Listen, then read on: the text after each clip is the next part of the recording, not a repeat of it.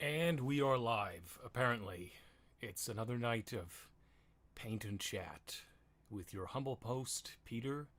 And tonight I'm going to be speed painting some Necrons. Now, these I got out of the. These are from the Command Edition box. I recently, last Friday, so almost a week ago, got the Command Edition box and Indominus. So I have like I don't know, 40 of these that I need to paint, and the 10 that came in the command box I have already assembled and primed. So, let's see. Hello to my one concurrent viewer. Is there any way to resize this chat box here? Probably not. Pop out chat. No, I don't want to do that. Okay. Let me just really quickly check what the hell my phone's. I should probably mute this. 2 concurrent viewers. Now live on your channel. Yeah, I know that, dumbass. Why'd you send me an email to tell me what's going on with my own phone or my own account? I suppose it's maybe if they, is this Warhammer 40k stuff? You bet. I invested in a set of makeup brushes because I figured this was a good way to speed paint. And so far it worked. I tried one already. Chattanooga is? No. So, I already tested out something of a speed painting technique, and I don't think it wants to focus. Maybe because it's zoomed in. Come on, focus. Of course it's not going to do it. Maybe I'll try it here. That doesn't want to focus either. Anyway, so I tried out speed painting already with one, and it worked out pretty well. I got, where did it go? Is it up here? I also got a new paint stand. So I got Necron compound. Oh, it's like hidden away over here.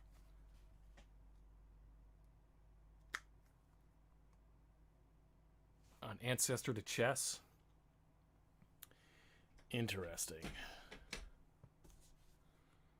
So, let's see.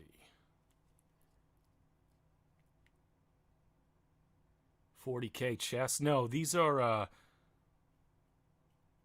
from the Command Edition box set. These are just generic Necron warriors.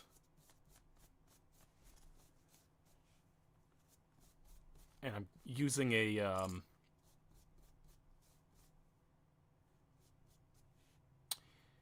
a makeup brush to speed paint, to dry brush. And it seems to work pretty well with this Necron compound, although I might be putting too much on with this. The first one that I tried painting, I speed painted with, or I primed with Mechanicus Gray, and I didn't like that as much. So I took the plunge and bought some, just like Rust-Oleum, buy at Walmart, black primer, and it worked pretty well. I was surprised because it's only like $4. So, I don't know, when you're paying this much for miniatures, you don't necessarily want to trust something like cheap primer screwing it up. But at the same time, it you don't necessarily want to pay $20 or whatever or more for like Games Workshop or Army Painter primer. The one problem that I had with these... Do you still play The Witcher 3? I have yet to get to The Witcher 3, but you know what? I did buy it for the Switch as well as PC, because on the PC and the Switch, they have cross saves.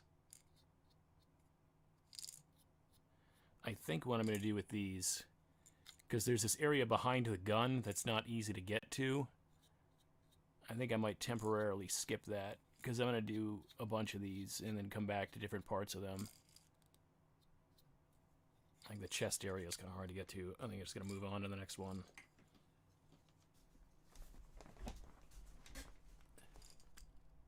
Do I plan on buying a PS5? Yeah, I was going to get one. I really underestimated how hard they would be to pre-order.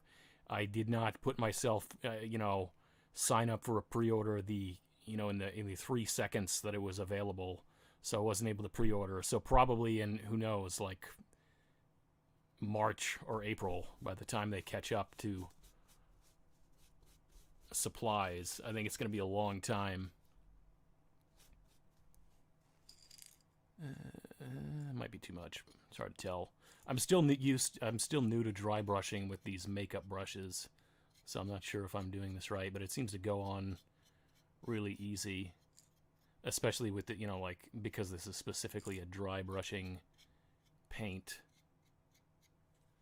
But as I said the last time I had one of these chats, I don't have to sit here and talk about painting. I'll talk about whatever. It's just something to do while I'm on stream, because, I used to do more streaming a long, long time ago in the days of, like, blog TV, and it got kind of tedious to sit there and wait for people to ask me things, and then I'd just get distracted.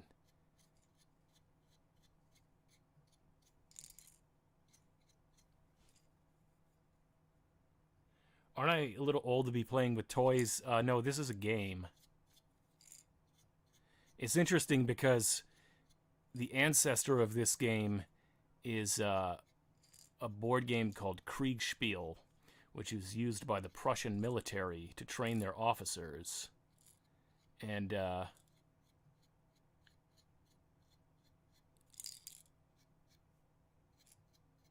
that's something, honestly, though, that I thought about making a video on, is the idea of how in the last 20-ish years there's been a kind of a growth in the industry of toys for adults, and I'm not talking about adult toys, obviously.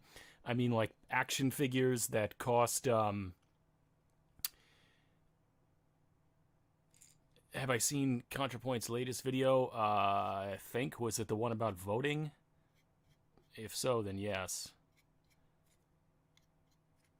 But anyway, no, I was saying that it's really been maybe only the last 20 years that they've started to make things like action figures and other things for adult collectors. And there's always going to be people who will ask that question, like, aren't you a little old for this? It's like, well, what constitutes that? Who the hell makes up what ages you're supposed to do or do not do something?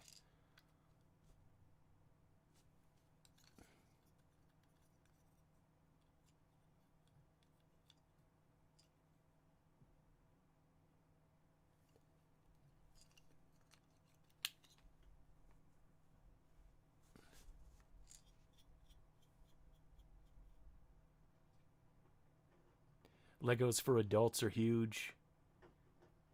Yeah, no child buying an $800 Star Destroyer and spending 10 days to put it together. You might be surprised. I don't know. Back in the day, right, like when I was a kid, my parents sure as hell wouldn't have bought me an $800 Lego set, but they used to have... I don't know if any of you have seen this documentary called The Toys That Made Us. Or maybe, I don't remember if it was that specific documentary. It might have been a different documentary about toys from the 80s. But there was this G.I. Joe aircraft carrier. Cost several $100s. And like, the thing was huge. And you better believe that there were some kids who got that for Christmas. I mean, some kids, their parents will buy them whatever. So you would be surprised. But yeah, I mean, there's probably more adults buying an $800 Lego set than children. But I wouldn't entirely rule out no children getting an $800 Star Destroyer Lego set for Christmas. Because some parents buy their children's love.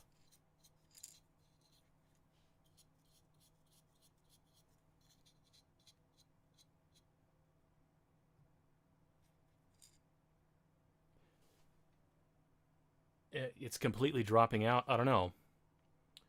Anybody else having audio problems, or is that one particular viewer? Can you hear me now?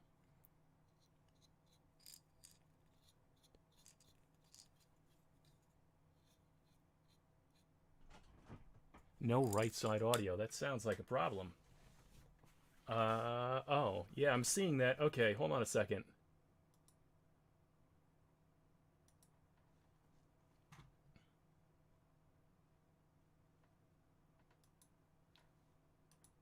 Okay. Yeah, so on OBS, for some reason, there's a button that you hit to make it mono. If it's a mono input, you have to make sure that the box is checked for that, so it will stereoize a mono input, and that box wasn't checked. That's why you're only hearing me on the right side. Only issue is not using NNM and OLS. I don't even know what that means. No wonder. I mean, that's the first reason I'm not using it. Like, what? Could you explain what that is and why I should be using it?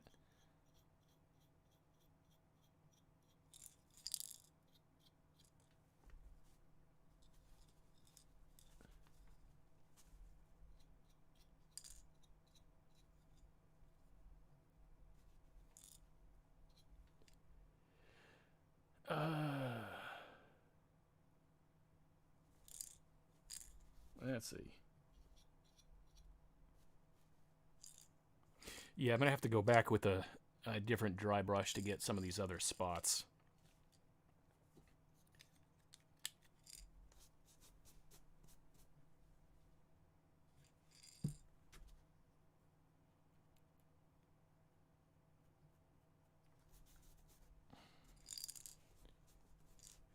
Of course, I'm never sure. I'm like half paying attention, so yeah, I know the video, the lazy intellectuals versus the movies. Yeah, I remember that video. I have known her for a long time. I mean, I guess when you make videos and you get into a certain milieu, that just it's a smaller world and a smaller community than you think. So I think you eventually meet a lot of different people. I think back in 2009,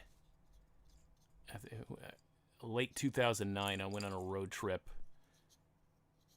um, and met several YouTubers, including her. Let's see. See, I'm finicky over this camera setup because I wanted to set this camera up here in a good position, but I feel like I'm pulling this too far back and out of frame. But then if it's got out of frame, then I sort of get out of frame with this, so.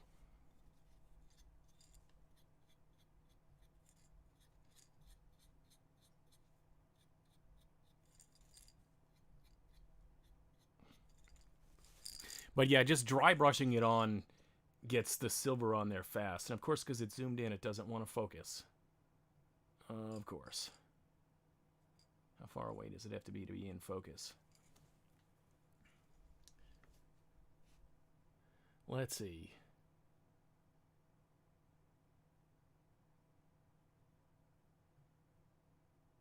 Open source lighting and non-metallic metal.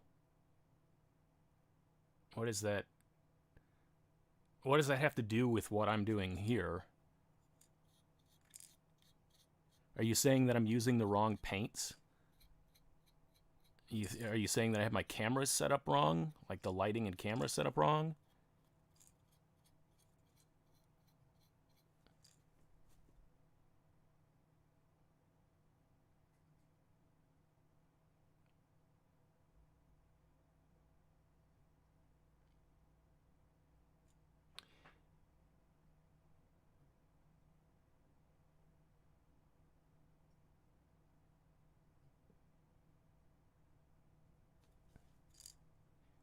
Okay, hold on, let me catch up with the chat.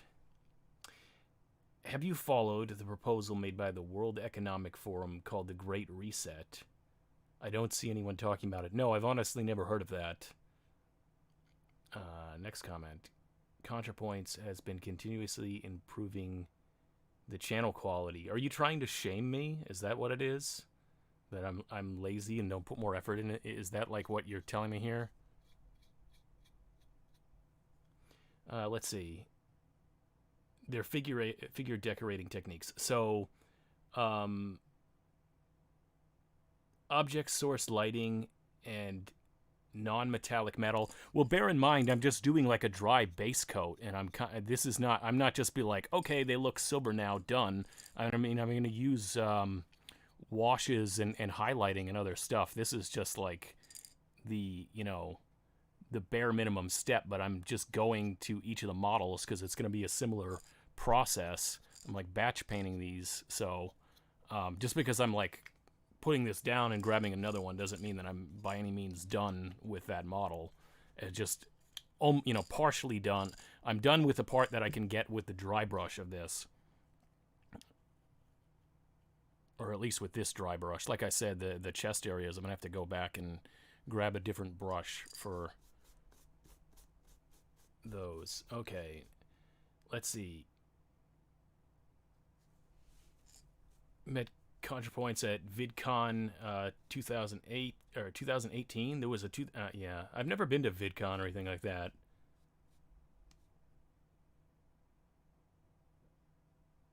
They're all really nice. Yeah, I mean, I haven't met those other people. TMM. I like your videos, by the way. I should just say that right now. But I've only met Natalie, but I do, I watch a lot of those other people's videos, and it's kind of funny because it's like, okay, now there's an officially a cool kids club, and I feel like you just named the cool kids club amongst our internet milieu or our YouTube milieu. Let's see. And paint. I should make a board and then paint the pieces lime on YouTube.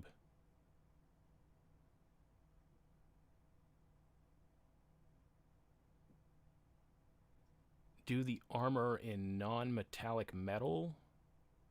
What do you mean? Okay.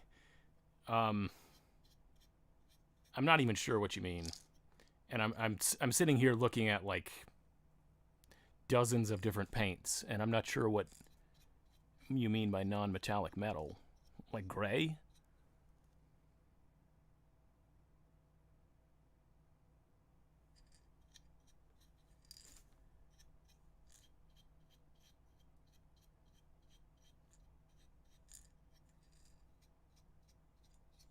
Given that non-metallic metal is a contradiction in terms,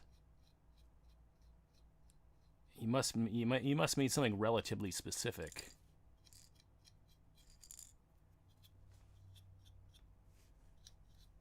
I need more.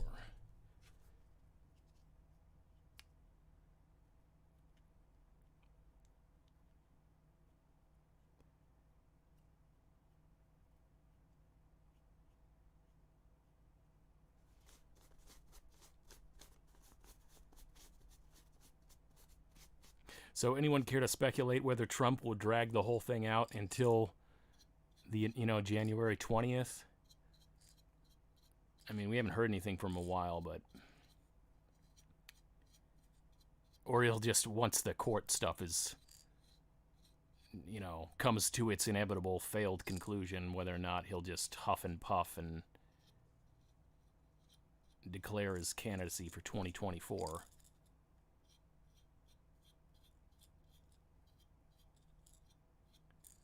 Yeah, the only real problem with this dry brushing is getting to under the...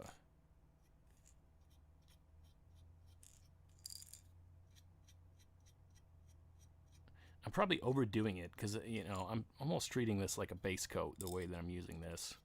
And I'm sure that better painters than I would be appalled at how I'm dry brushing these things.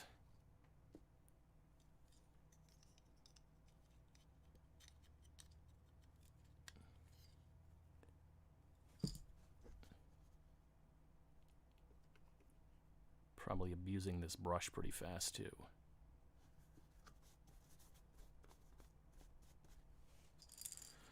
Let's see.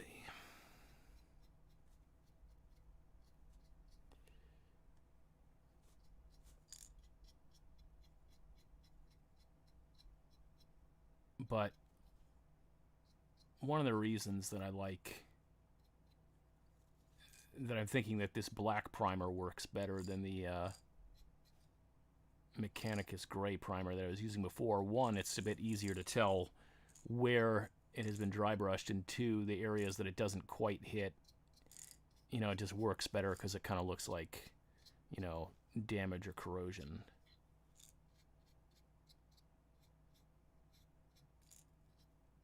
To the metal.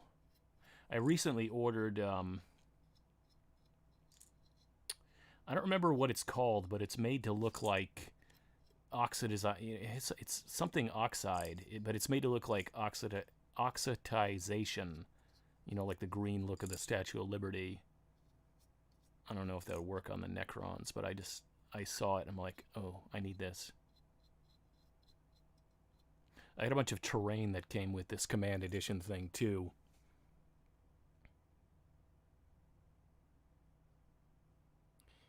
Paint all the reflections with flat color.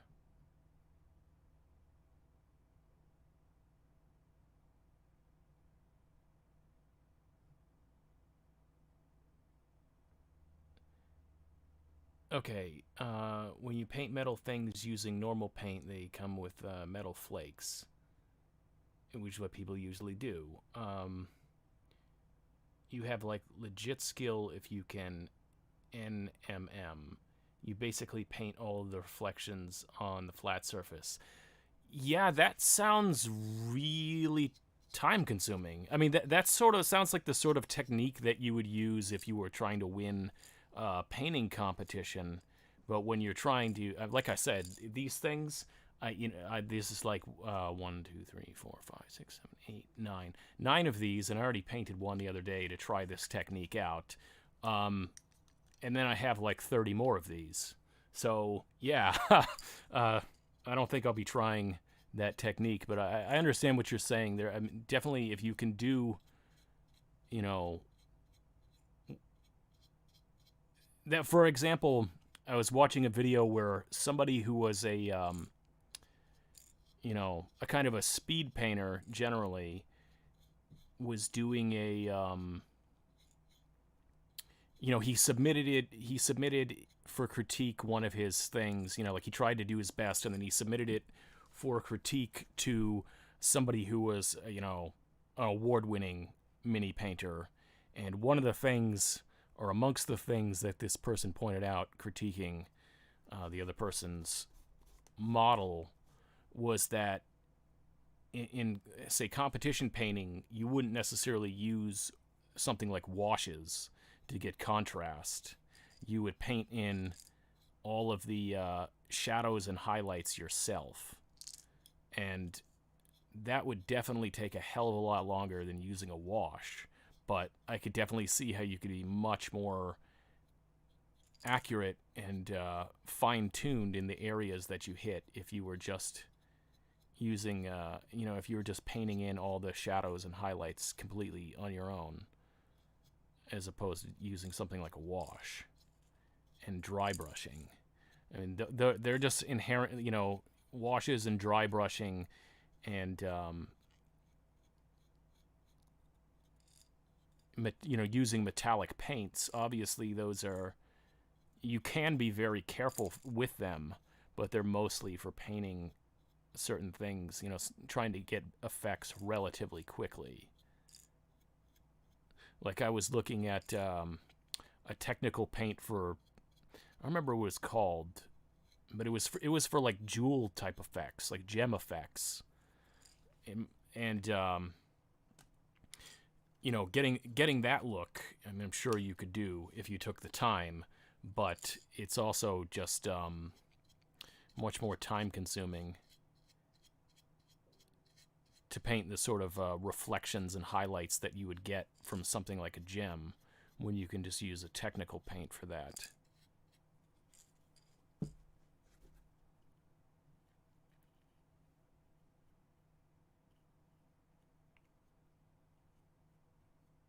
But I am very, very, very far from a painting expert. Honestly, when I got into this, I was surprised. I was pleasantly surprised that I was sort of better at it than I thought.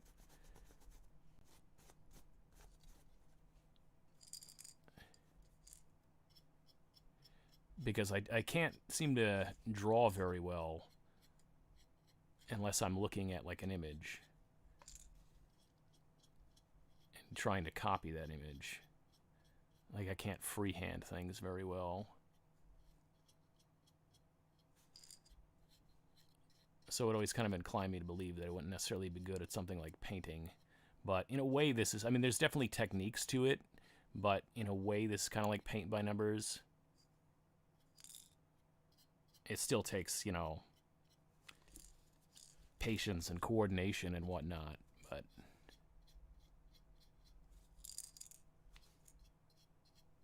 it's not starting completely from scratch and trying to get proportions and things like that correct.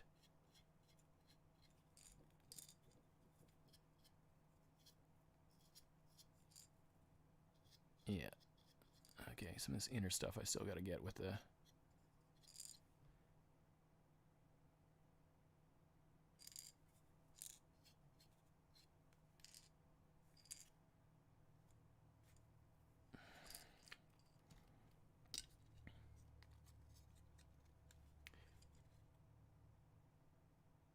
Have I ever tried stone or wood carving?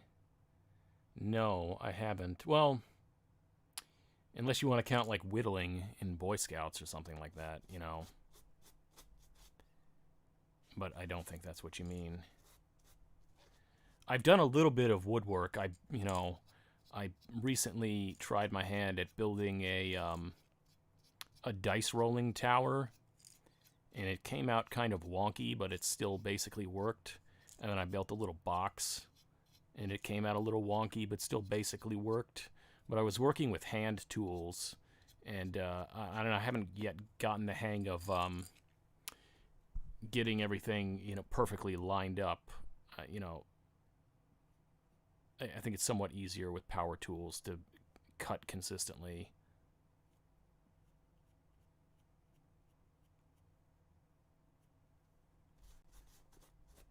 I shouldn't say I think it's easier, I know it's easier. That's probably too much.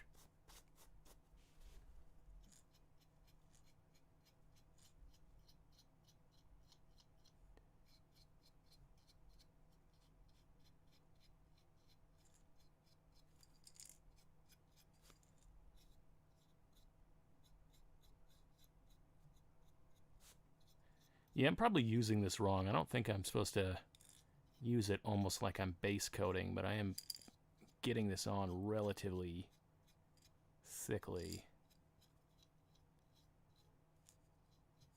One of these I got to be careful because I had to like glue back in the arm. I mean, these are supposed to be the push fit models, but some of them, I don't know, I probably should have glued more of these than I did. Oh, this one's got some extra stuff on his chest.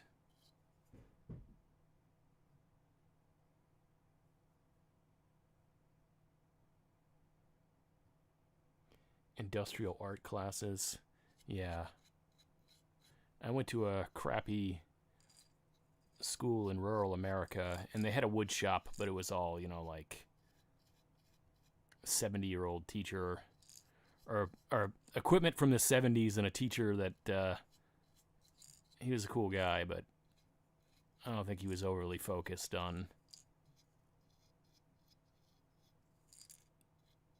getting us to do anything practical with woodworking. I mean, maybe if a particular student showed promise or was really into it, he would have mentored them or whatever, but woodworking in school, in my school at least, just seemed like one of those classes where they're like, well, we got to do something to occupy the little bastard's time.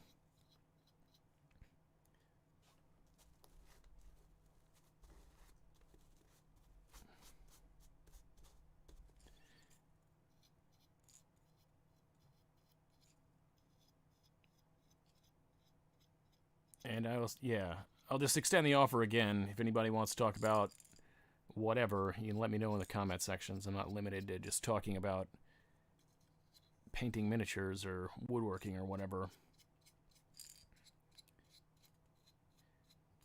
I open the floor to you. See, I keep forgetting that this camera's here. I feel like maybe I should angle it more towards myself. Okay. It's like I gotta have it roughly here in order to have the stuff in view. Now, the only thing I'm not sure about with these working with these makeup brushes, right? Because I've never done this before, and they get pretty dirty, but I don't know if I clean them in the way that I would clean other brushes, or if they're just kind of screwed once you use them.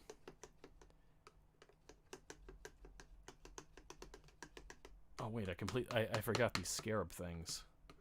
Probably have to wait till this dries out now. I'll do that after.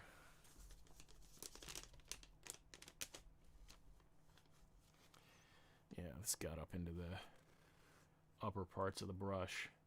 Always forgot what this area of the brush is called.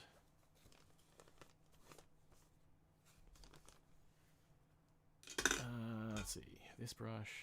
That brush doesn't seem very good for dry brushing. That brush I was using for like texture work. I think this brush.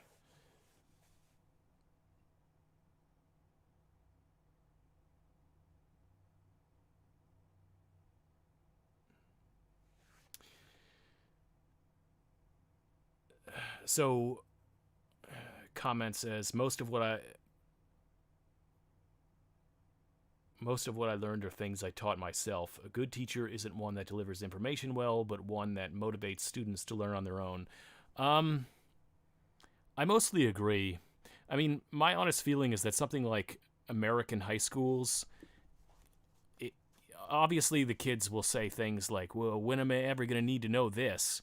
But I feel the problem with high schools is less the fact that they teach kids a bunch of things that they don't know, but more to what you're saying is that they don't teach kids to have any kind of initiative. You know, they don't really challenge them. I mean, okay, you know, learning certain kinds of maths or certain kinds of things, you know, or doing a bunch of homework, that's a particular kind of challenge, but they don't challenge them in really many ways that require them to do things like show initiative, problem solve on their own. And so it kind of gives them this easy mode idea. It's less about, you know, it's less about the fact that what they're learning isn't useful in the real world, and more the fact that it doesn't really teach them how to navigate the real world because it's kind of too easy on them. Let's see.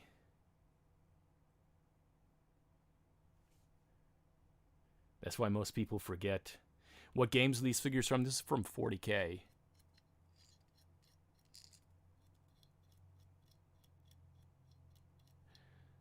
Most people forget most of what they learned up through high school. Yeah, it seems like it. But I've kind of realized that most people just seem to have a bad memory. I feel like my memory's gotten worse, but I've just known people who have forgotten things where it's like, really? You forgot that? And I don't mean like school stuff. I mean, I don't know, more everyday things like personal. Like, hey, remember the time that we did such and such? No, you don't remember that?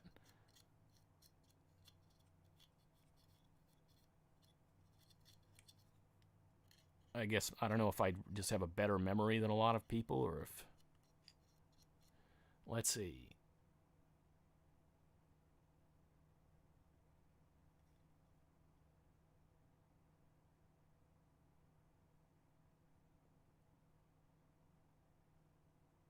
I haven't finished the audiobook, but have you read the Mike Maw's Harassment Architecture? No, I've never heard of it, honestly. You know what? This brush is not really... This isn't very good for dry brushing, I gotta say. Or at least compared to that other one.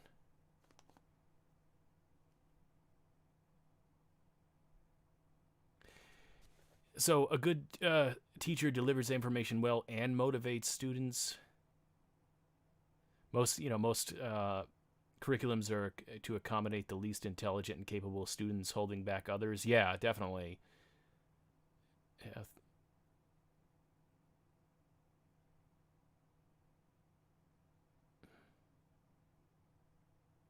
High school only teaches you how to wake up and show up. 2 years of college will teach you how to write an essay, how to write essays and a couple of books.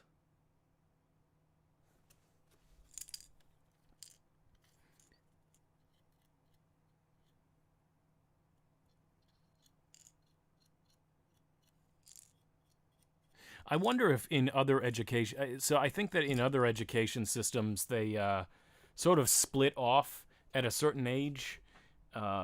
They what do they call it? Track the students, and then they're like, yeah, you go take the hard courses. You not so much. We're gonna put you in these courses over here, and so they can have, for the students capable of it, more advanced courses or different styles of teaching. And but that idea is unpopular in America because they think like every little Johnny needs the same education or whatever.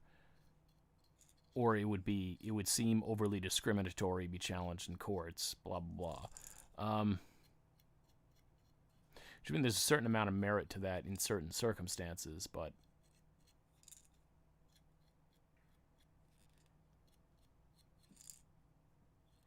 I personally think that we as a society, on one hand, we talk about meritocracy, pull yourself up from your own bootstraps, and et cetera, et cetera, et cetera. But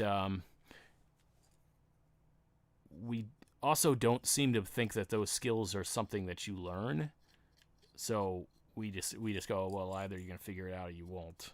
It's not. We as a society don't treat taking initiative or figuring out how to do things yourself or problem solving as something that you can teach as life skills. And so I don't think, I think that might be part of the reason schools don't care about it as much.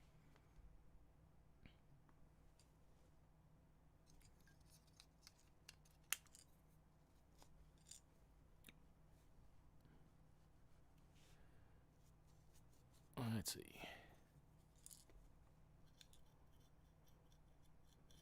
This brush is working somewhat better.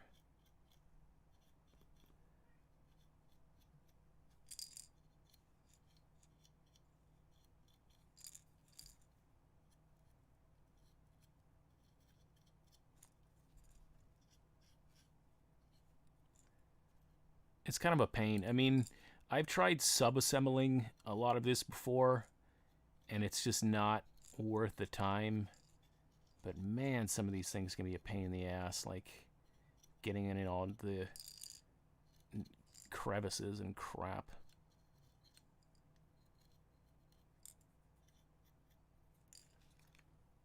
All right. Seem to be going through this rather fast. I might have to get more of this.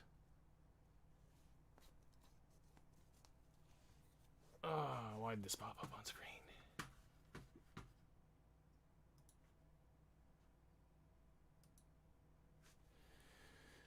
Six concurrent viewers.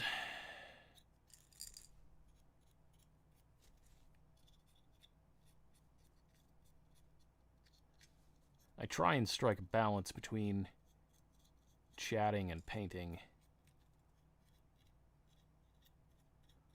Let's see.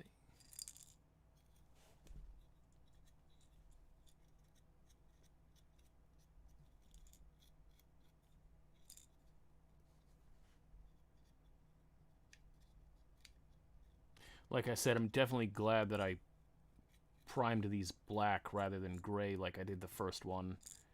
Because if I miss spots, it's less of a... The gray that I have is basically the same color as the unprimed plastic, and it just looked really bad in the spots that I missed.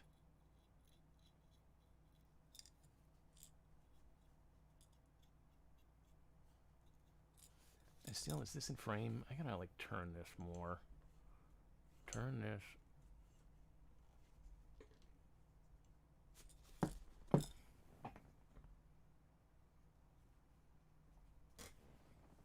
Not trying to give you guys a crotch shot. I just want to have things more in frame instead of having to lean so far forward to get it to where I was set up. Have I ever looked into occultism or Satanism? Maybe as much as, I don't want to say the average person, because as we just discussed with high school, talking about the average person isn't really saying much. But, I don't know, probably not really. Or to the extent that I have, I've never been able to find it, take it seriously enough or find it interesting enough to really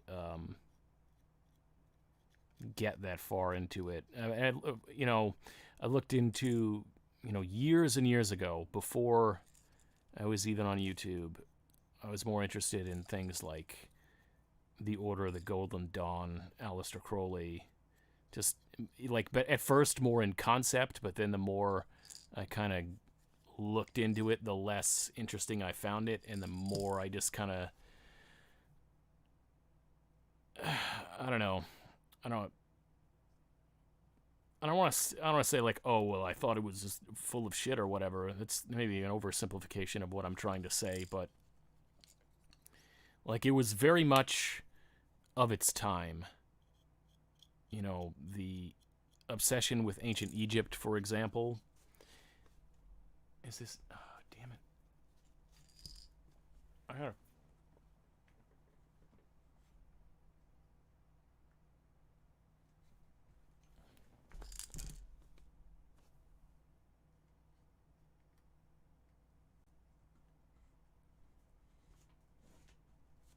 Okay. For example, so anyway, the Order of the Golden Dawn, it seemed like they discovered, when they discovered the Rosetta Stone and the Egyptian Book of the Dead, that there was a kind of occult craze, and there was other related parts of an occult craze in that time, and a lot of these like secret society occult things like that were just kind of,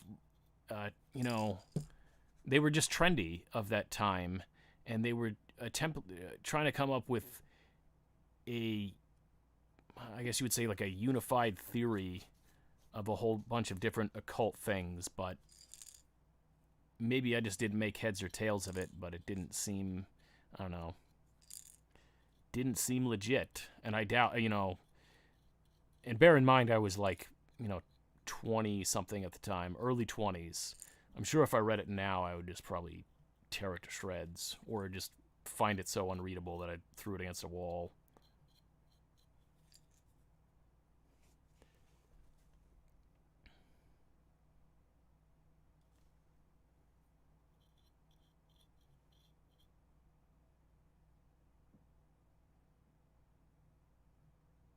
It's very spectacular religion.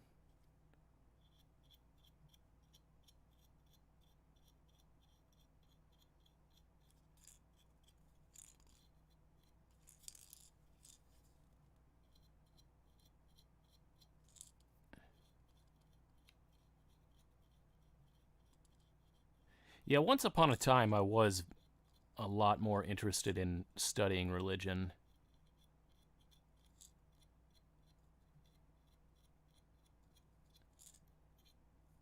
And some of it I still find interesting, but more historically. I guess I'm less interested in the beliefs, like the specifics of what they believe, and more the history and psychology of it.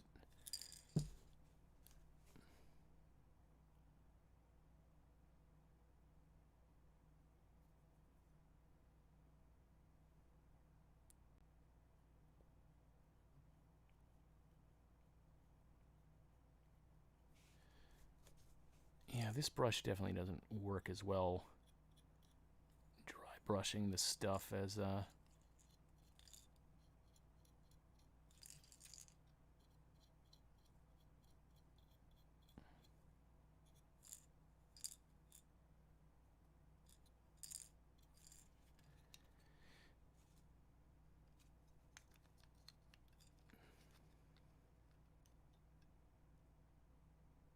oh, a spectacle.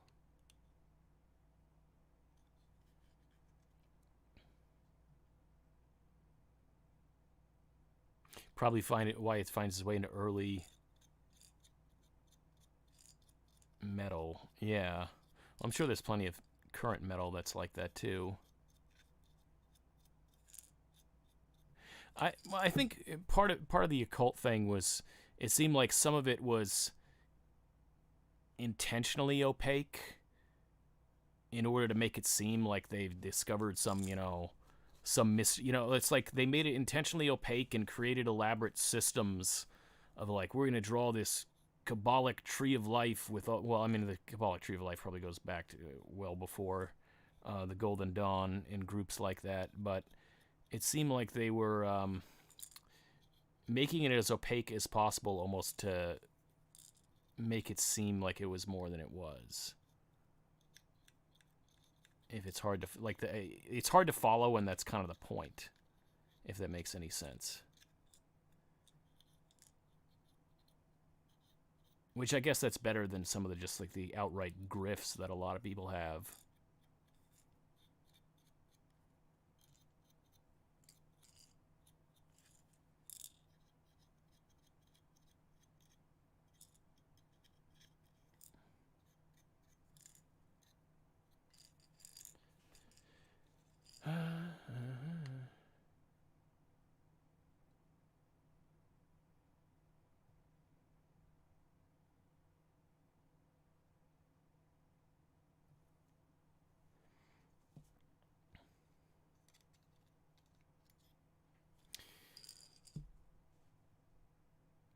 Different types of Satanism, theistic, and something else, believing that the entities are real or just part of the psyche.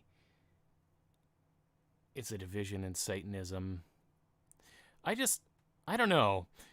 Um, I guess for me, if you didn't believe that it was real, then I almost kind of feel like, why bother? I know a lot of them, I had this, the last time I was on stream, we were talking about Satanism being a kind of, or LaVeyan Satanism be kind of like rebranded hedonism.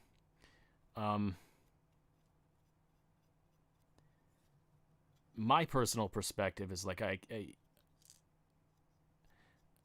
don't need some other group or book or what have you as some creed or something else to follow. It's like I almost just, it's just like I can't be bothered.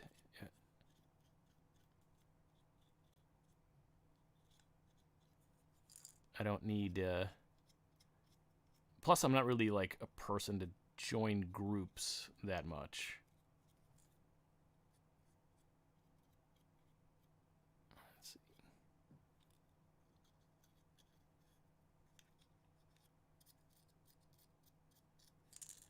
Let's see. Oh, there's a bunch of places on here I didn't get yet.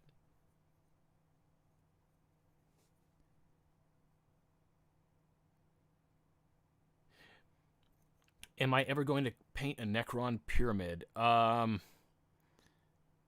Is it a good model? I'm sure whatever, I think I've seen it, and it probably cost, ballpark here, but it probably cost like $100. So is it, from a and you might not have seen the new codex, but in terms of gameplay, is it something that'd be good in an army? Because if it's not, then I don't know if I would pay, probably $100-ish or whatever for scenery, unless I just felt like it. The only kind of overpriced bit of scenery that I've really considered is the Sisters of Battle Sanctum. I think that looks cool.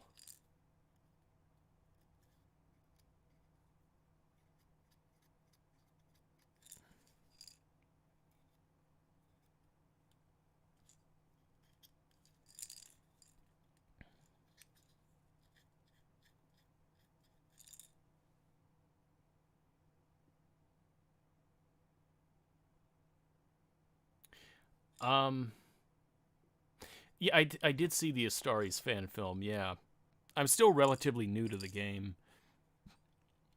I think that in terms of what codexes are available for 9th edition, I have the Space Marines one. I haven't gotten the Necrons one yet, because part of me's not entirely sure that I'm going to I mean, I'll probably try out playing the army, but since I bought the box sets, the models that I have at the moment are, they came with their stats in the box. So whether or not I end up playing with these and really focusing on getting a good list for this army is kind of up in the air. But, Necrons and Space Marines both have 9th edition codexes. I think that Chaos Marines and Space Wolves, I'm reasonably certain Space Wolves has their 9th edition codex. And I want to say one other faction. And then there's supposed to be, because I guess they're releasing like 2 a month. And I still have the 9th edition codex for Sisters of Battle, because that was my original plan was to play them before I bought these boxes. Basically, I mean, the only reason that I did was because the local game store, the Indomitus sold out, but some of the places that had ordered, they were doing like an order on demand, so they made another run for places that had already outstanding orders of it. And so I was able to get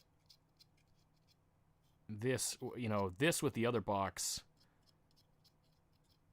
gave me, 2, I think between the two, it's maybe, I'll say around 1,300 points, because there's a little bit of redundancy between the boxes. So a 1,300 point army of Marines and one of Necrons for, let's see, what I pay, 200 and 165, probably with tax, like, let's just say round it up, because I also bought paints and crap like that too. Let's say round it up to like 400 for two, not 2,000 point armies, but getting you into the ballpark for relatively cheap.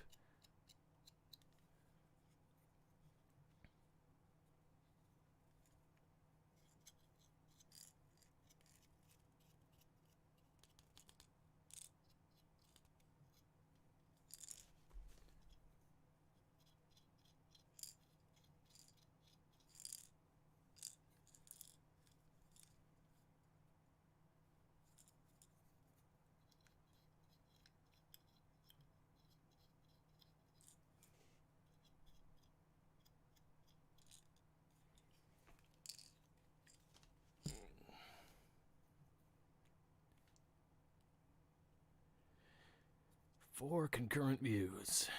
Let's see. Last week when I was painting, it seemed like I was less focused on the painting and more focused on the stream. And now I kind of feel like I'm more focused on the painting and less focused on the stream. So I apologize to some of you for that. Unless you really just are here to watch the painting. In which case, I'm probably doing a really bad job of keeping this in frame. Let's see if I can zoom this in more. Let's see. That probably works.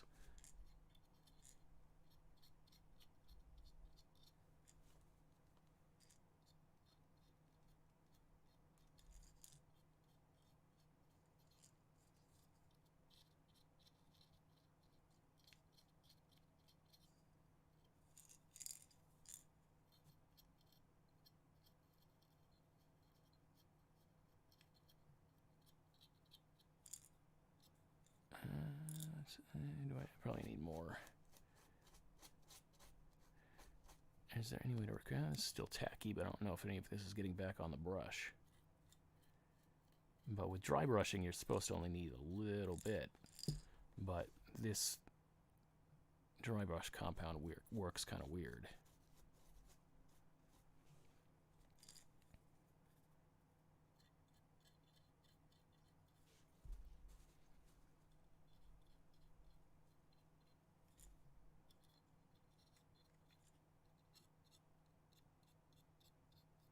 This brush has definitely seen better days, but fortunately it's a, you know, no name. Does it have a name? Yeah, it's just like a El Cheapo crafts paint. Did the glue come undone here, or did I not glue this down?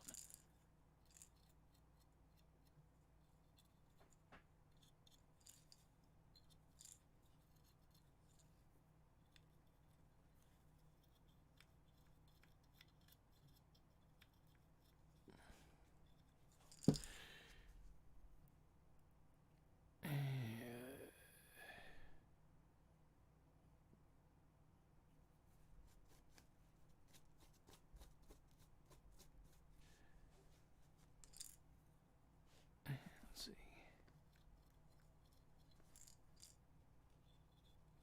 So many hard to reach places. At least with stuff like this, I can go back and get it with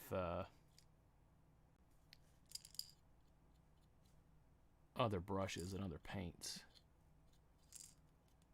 I'm probably just overdoing it with this. It's really entirely not the way that I'm supposed to use this compound.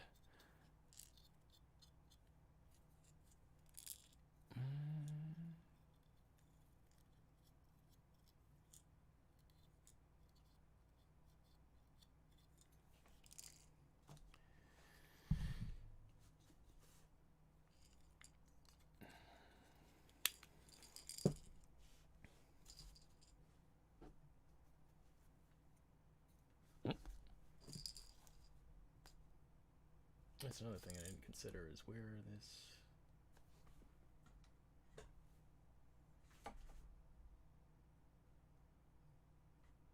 That's probably better.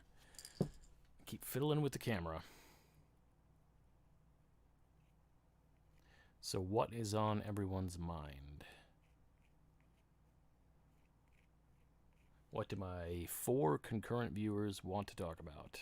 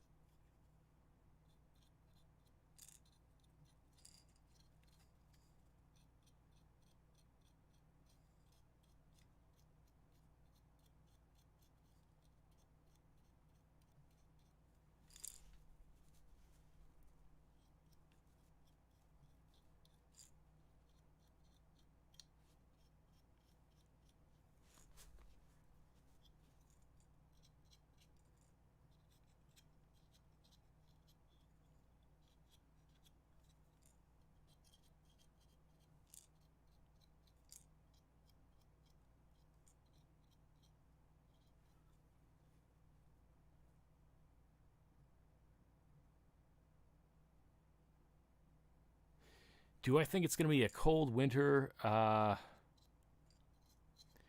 you asking me that makes me wonder how predictable such things are. I kind of feel like I heard, you know, a while ago that they were predicting that it wasn't really going to be. Hopefully that fucking polar vortex doesn't come back. Because that was brutal.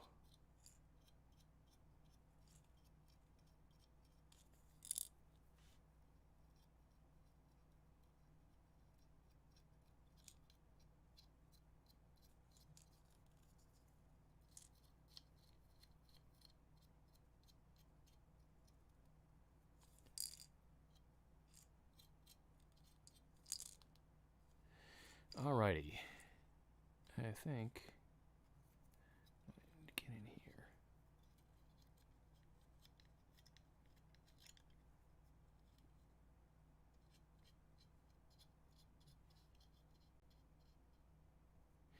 Any thoughts on the extreme right? Oh my god, how much time do you have? It's a difficult question to know where to begin answering. Because Um, let's think of a starting point. Even though this doesn't directly answer your question, what I've been thinking about recently is there's been an ongoing debate amongst the about Trumpists whether or not the role of economic anxiety in Trumpism. And to me, I mean, there have been more objective measures of what role that played and of who his supporters are and that sort of thing. But I can't help but feel that, at least anecdotally, and I realize that anecdotal evidence is extremely flawed, that so many of the Trumpers, right, they're not shy about showing everyone else who they are. They put their bumper stickers and flags and hats for all to see, and so you get an idea of what sort of homes they live in, what sort of vehicles they own, what sort of, you get an impression of their socioeconomic status. And although I have seen Trump signs in front of some dilapidated trailers, to be sure, a lot of them are in front of some damn nice homes and some damn expensive trucks. And a lot of them, I think, are doing just fine.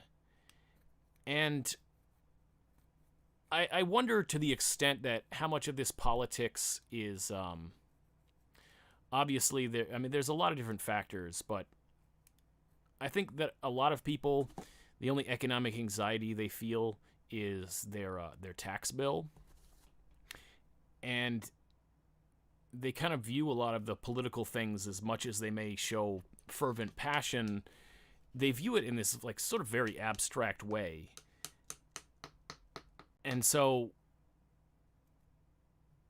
people who are relatively well off can be into things like Trump. So in terms of the far right, I guess trying to veer this from a general discussion of Trump supporters into a more focused on the extreme right. On one hand, you have these protests with people doing open carry. And as much as people like to say that it's this big thing with the right, they like to talk about how they're nonviolent. Look at us. We protest peacefully, even though we bring guns to it. And on the other hand, look at all these leftist rioters and that sort of thing. They like to foster that narrative. Some of the people on what I guess you would call the far right or the extreme right, you wonder how seriously you have to take their posturing and their paramilitarism. Because although in extreme cases you do have like Timothy McVeigh or the people in Michigan who are plotting to abduct the governor, some of these people, it seems like patriot cosplay. And a lot of the authorities seem to understand that as well.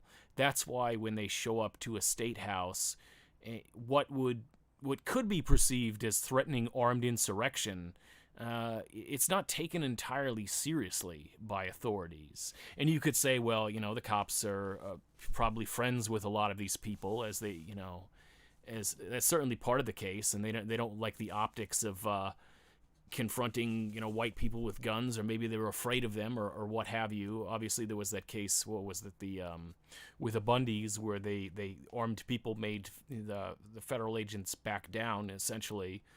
I guess it's just really hard to tell sometimes how much they're not taken entirely seriously. They're treated like LARPers, and to the extent that we should take this sort of posture of threats of violence seriously. But just a second here. Give me like, say 30 seconds. I'll take a bathroom break.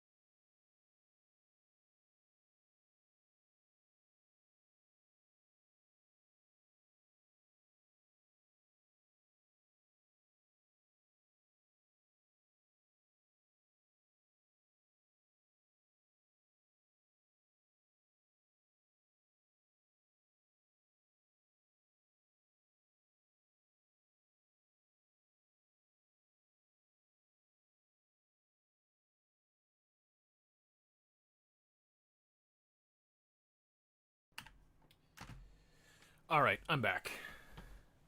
So, okay, the extreme right.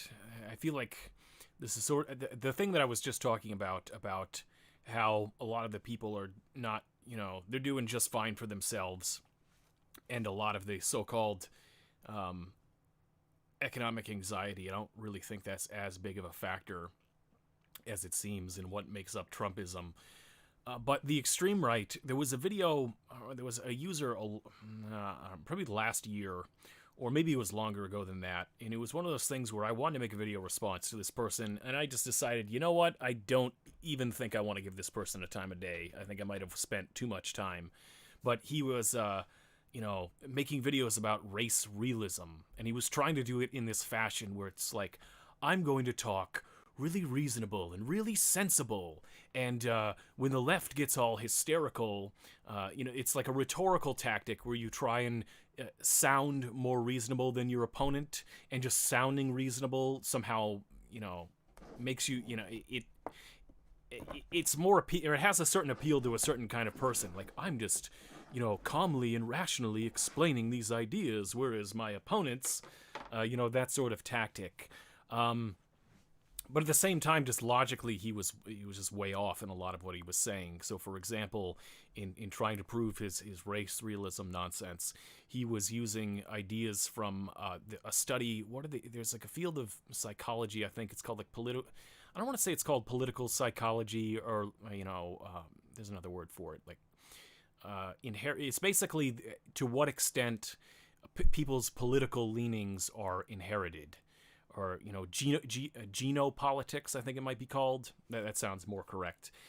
And the problem was that, at one point he quotes from a research article, but literally one paragraph down from where he quotes, he talks about how the sort of political differences exist within certain societies.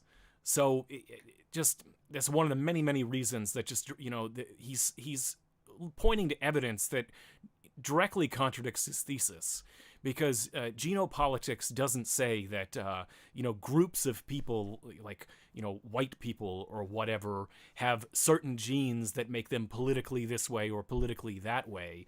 It's that there's a large amount of variance within what we would think of as races. So his whole line of evidence is just completely full of shit. And not only that, but like I said, it's like just read one paragraph down from what you're quoting. And sometimes it's things like that that makes me wonder. C.S. Lewis had the Lord Liar Lunatic idea, right, where he said, don't call Jesus a good person, because if he was who he says he was, then he was the Lord. And if he wasn't who he says he was, then he could only be a liar or a lunatic. And sometimes when I see certain partisan blowhards, or just opinionated people in general who are they're just sophists, and they're deliberately misrepresenting an argument. I wonder whether or not they're just willfully ignorant, like they've heard some game of telephone version, or, some people call it by what's probably the, Chinese whispers. Some people call it Chinese whispers, although I'm certain other people would find that a racist term. But the game of telephone is what I always knew it as a kid. Like, whether or not they're presenting an opposing argument that's been garbled by some sort of game of telephone, or whether they're just cannot, so whether they're willfully ignorant of what the actual argument they're arguing against is, or whether they just lack the intellectual capability to understand the argument that they're arguing against, or whether they're just liars, just like ignorant, stupid, or liars. That's sort of my Lord Liar Lunatic. And when I encounter certain people like that, who it's like, can't be certain that they're arguing in bad faith, but I really have to wonder. It's that, I mentally refer to it as Lord Liar Lunatic, but like I said, it's more like, ignorant, stupid, or lying.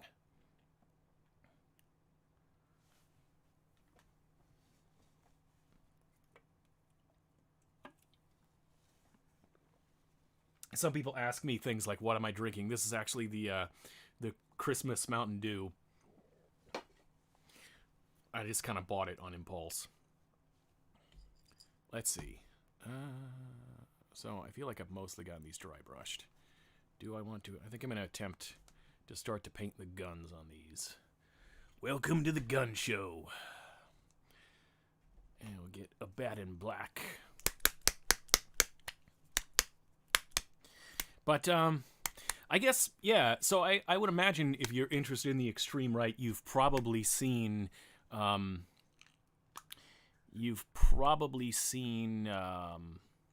what's it called?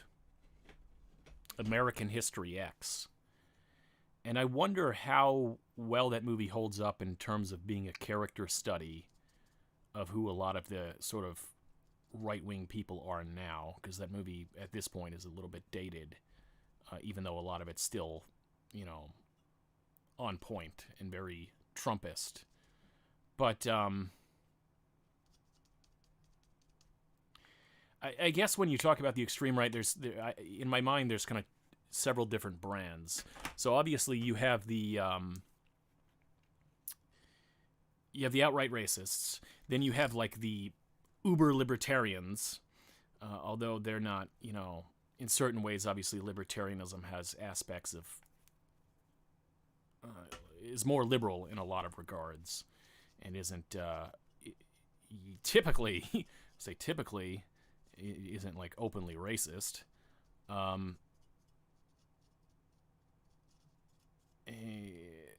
remember seeing a video of this one guy. I don't know how seriously he's the sort of person who should be taken entirely seriously, that claimed to be a monarchist. And so you got to kind of wonder, like, what's going on with people like that. So I guess there are different flavors to the right. There are people who are just like, paranoid types who aren't necessarily racist. I know that, what's his name from Ruby Ridge, Randy Weaver, claimed not to be a racist, although he, was sure, he was friends with a lot of Aryan Nation type people, although he himself claimed not to be a racist.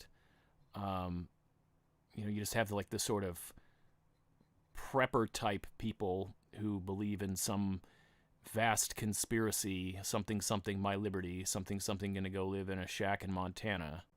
So I guess that's part of the reason that it's hard to address like the extreme right unless you want to get more specific about who you're talking about.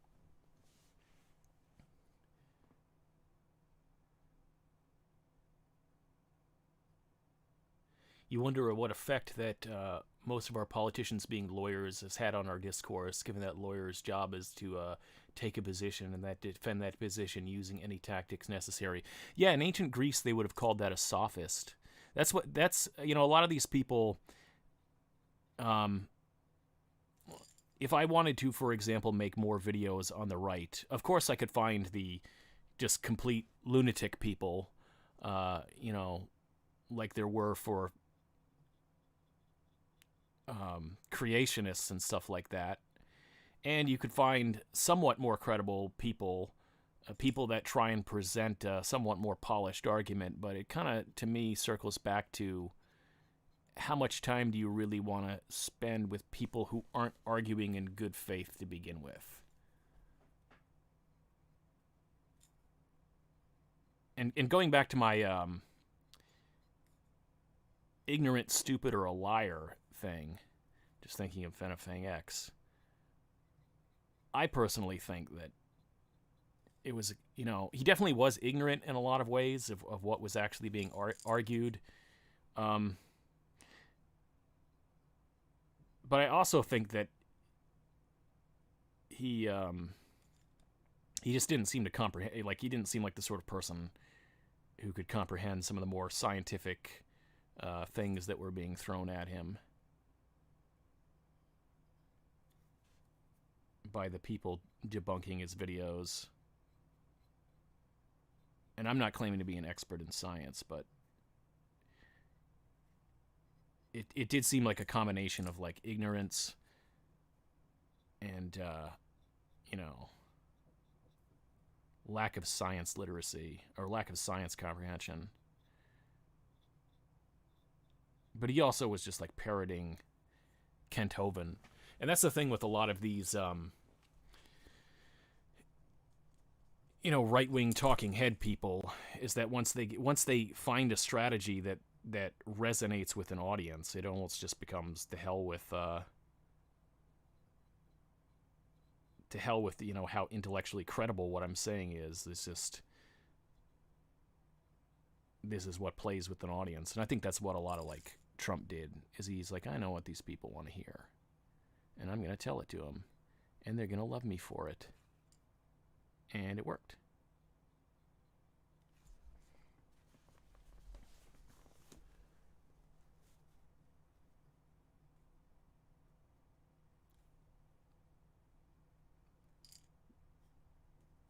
That sounds like motivated reasoning, yeah.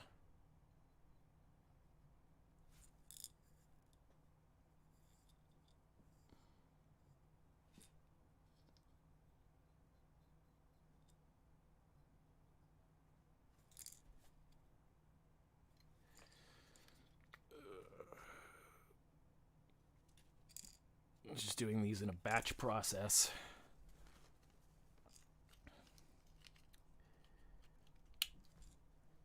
This part here of the gun, you can see, this is going to use some like specialized paint. So I don't know if I should paint around this part, or if I just sort of leave it primed and then I put kind of I did spray with some Wraithbone, like in a Zenithal highlight style. I think what I might do with that part of the gun, because I'm going to use like this Tesseract Glow technical paint, that I'm going to use the black contrast paint instead of black base paint for that, to preserve some of that highlighting, because I think that will work better with these other parts that are going to be using the Tesseract Glow on.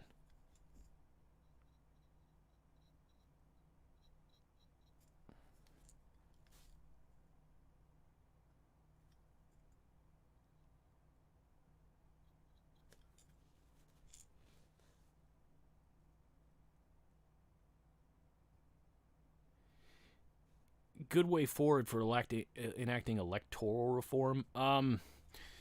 As I understand it, each state has its own electoral laws, so it would kind of depend on. There's probably more that could be done on a state level at this point.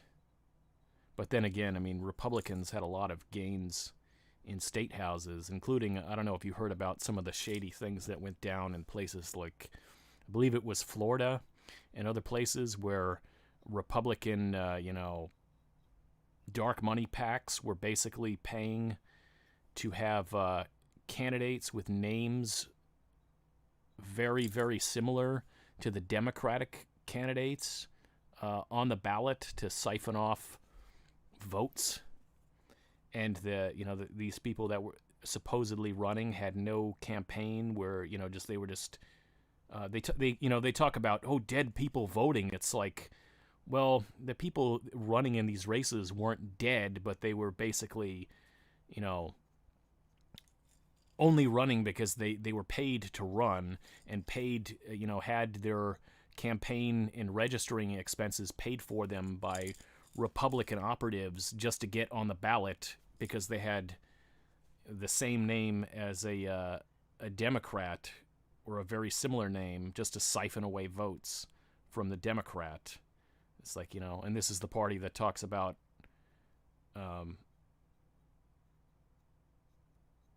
election, the Democrats stealing this and their election shenanigans. Like, yeah, right.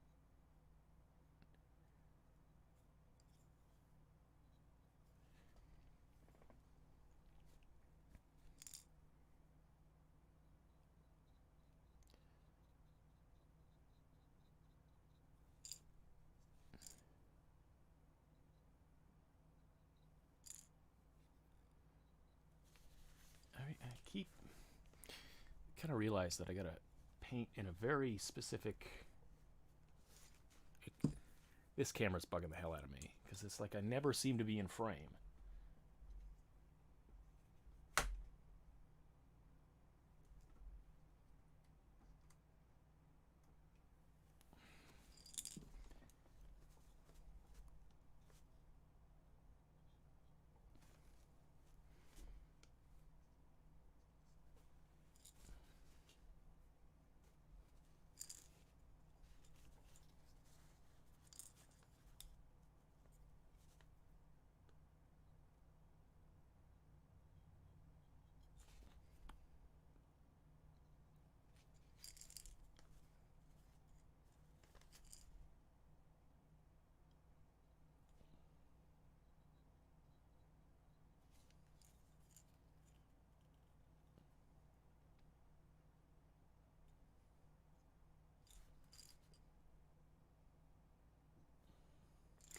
Yeah, a lot of this stuff I'm going to have to go back and touch up.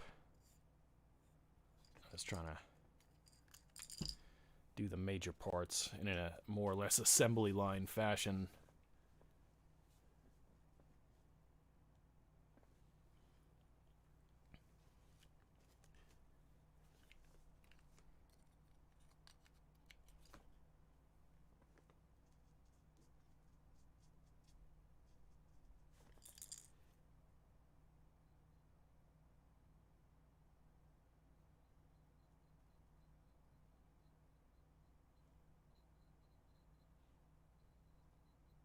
Speaking of politics, one book that I keep making to do a video on. I read two books with similar titles, so I'll see if I can remember this correctly. It was called The Dictator's Handbook, or something to that effect. And I felt that it had some interesting ideas that a lot of people don't necessarily consider about politics, because the basic idea of the book was that in any political system, you have, in a nutshell, all positions of political power are in the business of redistributing wealth one way or the other. I mean, obviously, we might associate that concept with one political party or the other, or one socioeconomic system or the other. But even as the book points out, for example, like a totalitarian, dictatorial society, if you're a dictator, then you have some group, some small group surrounding you, like generals. It's pretty much always generals. Sometimes it might be economic elites who you are responsible for lining their pockets in exchange for staying in power. And if you piss them off, then you might get a military coup. Whereas so it's all about who is your power base and what do you do for that power base. And in more tribal cultures where there's the big man of the tribe, he often is the one who gives away the most and has the least. It's all about what can you do and who can you do it for. And in democratic politics, you can either go one of two ways. You can either have a large constituency based on, delivering social programs, or you can have, I guess in either way you need a large constituency because that's the nature of democracy, but you can angle it by getting the money, by being the servant of well-connected people, and then developing some sort of secondary social program, or secondary social message, or so if you are the servant of the rich, if you're like the Republicans and giving tax breaks to the rich people, then that is that's a reciprocal relationship in that they're going to fund your party and your campaigns and create media institutions to run interference for you. Whereas if you're, say, the Democrats, then you might need to actually have programs that address the needs of people, and you win a constituency that way. And the book, maybe it's a little simplistic, but it basically looks at politics from the point of view is who is doing what for whom. And I'm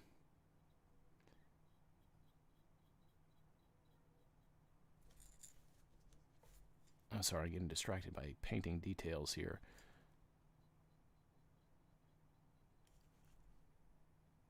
So a lot of people kind of think, well, how can Republicans be this ridiculous? And it's like, well, the agenda that they're serving, the people, the constituency that they're serving, doesn't require them to be honest or do what's right for the quote-unquote American people. They can get by being well-funded by a small group of people rather than being beneficial to a large group of people. It's just the nature of power. Obviously, I can't articulate it as well as entire. No summary of it is going to suffice for the entire book, but it was definitely a point of view I found interesting and having a lot of explanatory power. But it was also similar to another book that I read that had a similar, well, it had a similar title, but it was a much more tongue-in-cheek book about how dictators behave. Yeah. Hello.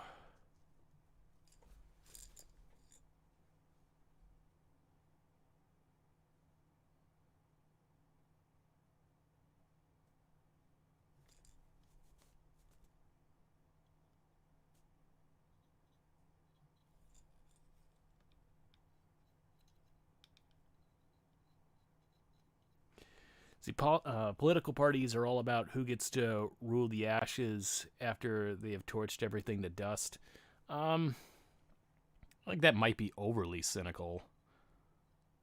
Just going back to what I was talking about with the Dictator's Handbook or whatever the book was called. I have to look at what it was called again.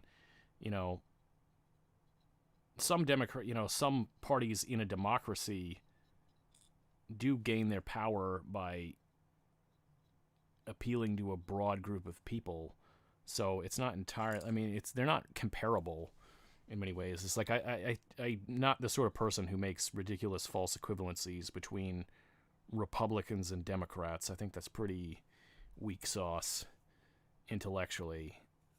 It's like, are you really just paying so little attention that you think the two parties are basically the same? Well, I barely even know what to tell you then. But at the same time, people keep throwing around this phrase neoliberal. And I remember, 10 years ago, it was a phrase that I would basically heard in relation to, say, people like Bill Clinton changing the way that the Democrats got their funding from, got their base of support from supporting so-called working class people to making the Democratic Party more palatable to Wall Street. And that's what, but, flash forward 10 years and it's like everything's neoliberal. It's become like a buzzword. But obviously there has been a move in the last, 40 years or so of the Democrats in reaction to Reagan and Thatcher and the sort of right-wing success of the 70s and 80s to try and posture themselves in a way that can compete in terms of funding for elections with Republicans.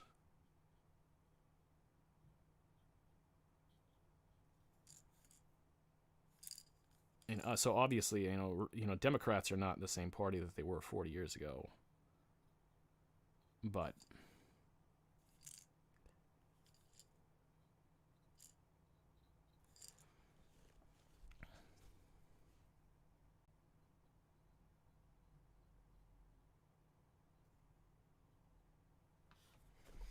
I keep moving. See, I have to constantly remind myself where the camera is. I really just need to come up with a better camera setup for this painting stuff if I'm going to keep doing this.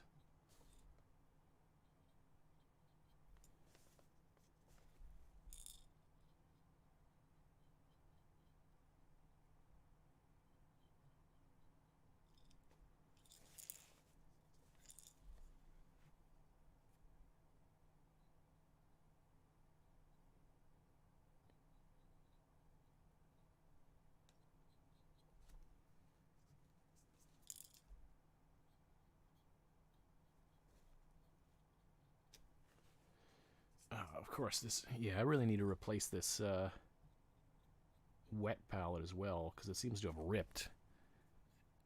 Or it's like tearing, and so the paint is leaking out in the bottom into the sponge.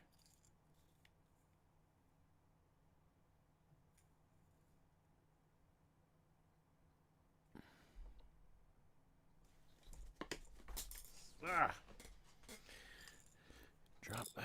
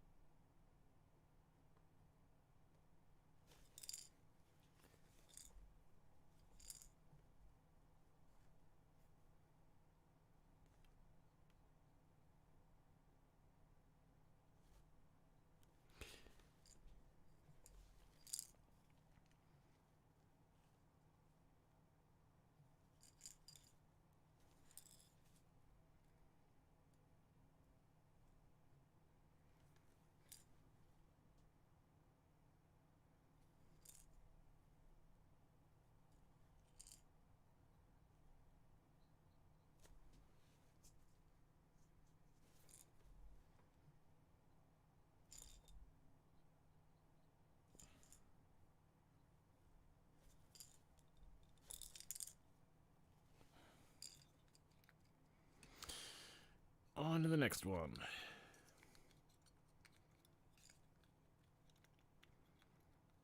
It's got a line of... It's kind of out of frame here. Let me see if I can turn this slightly. But yeah, it's got like a line of 10 of these.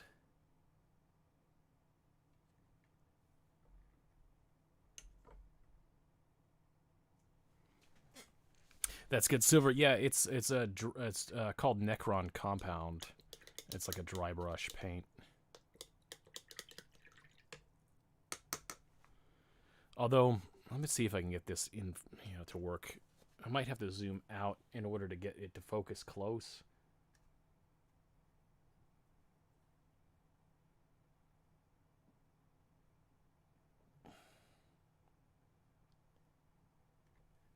Come on, focus.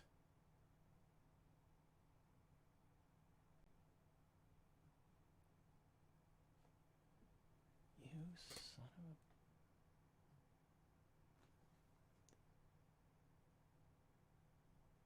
There we go.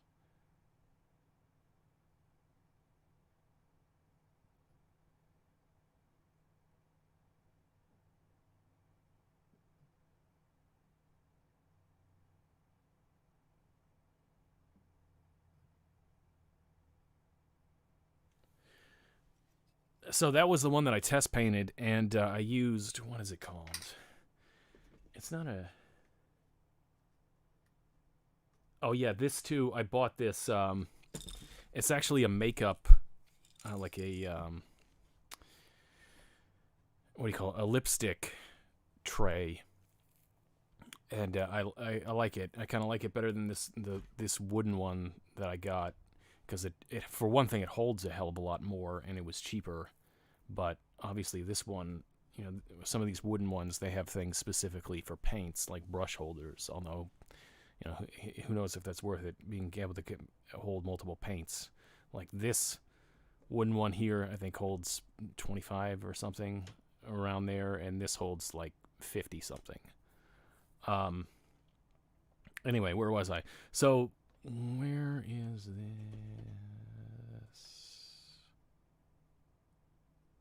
Cryptech Armor Shade Gloss. I think that I'm going to have to thin this a lot, because it was, when I used it on this, it's a bit too, it's like a bit too bronzy.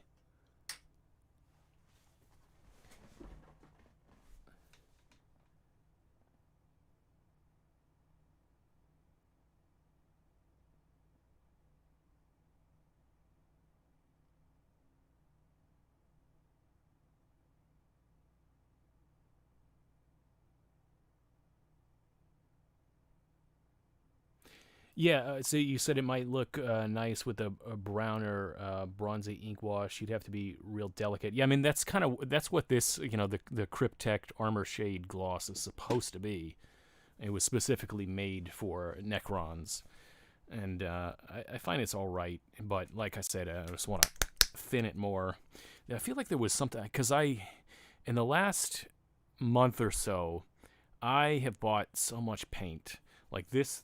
The stuff over here over here, I've had for about a year, most of it anyway.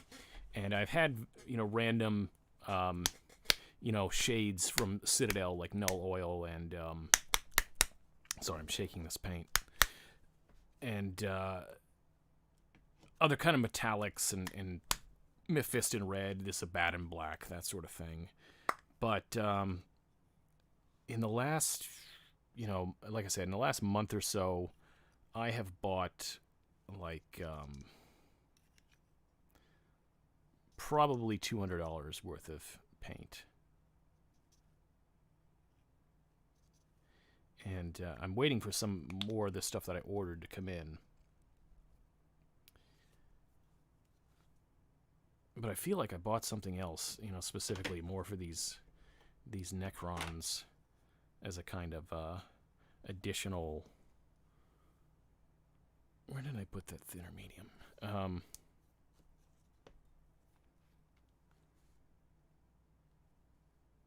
Additional, like, tricks up my sleeve. But since these are like the generic, these are just the generic Necron warrior people, and like I said, I think there was 10 in this one, and there's at least 20 in the Indominus box that I haven't even assembled yet, let alone primed. So there's either 20 or another 30. I want to say there's 20, so I have like 30 of these to paint.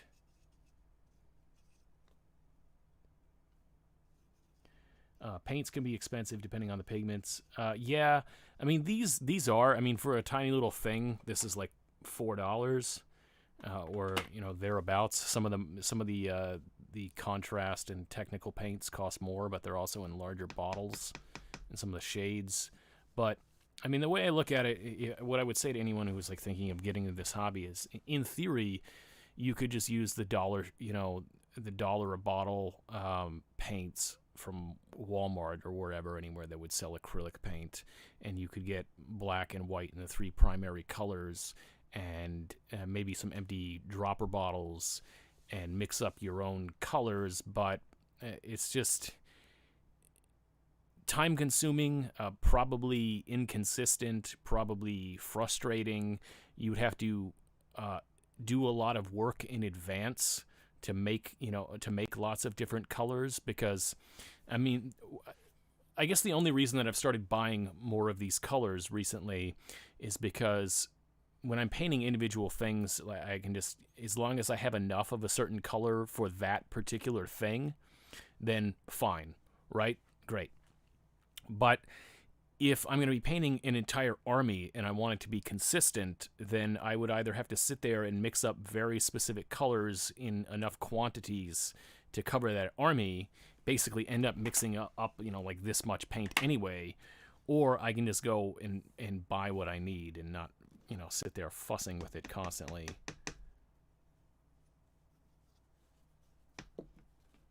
And a lot of the things, like the more technical paints, it's just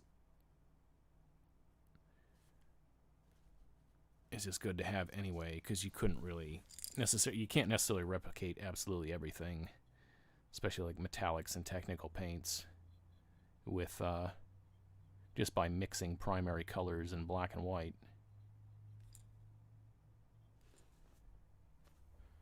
Zoom this back in a little. There.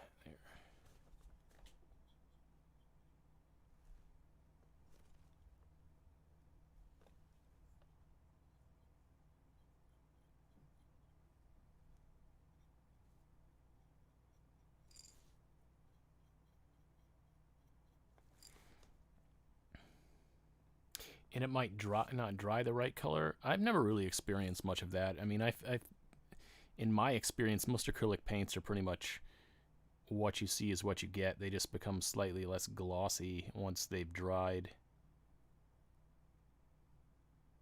I mean, if there's like a big glob of it or something like that, you'll get paint separation. Like even on this wet palette here, like the paint will start to separate, and I'll have to mix it around.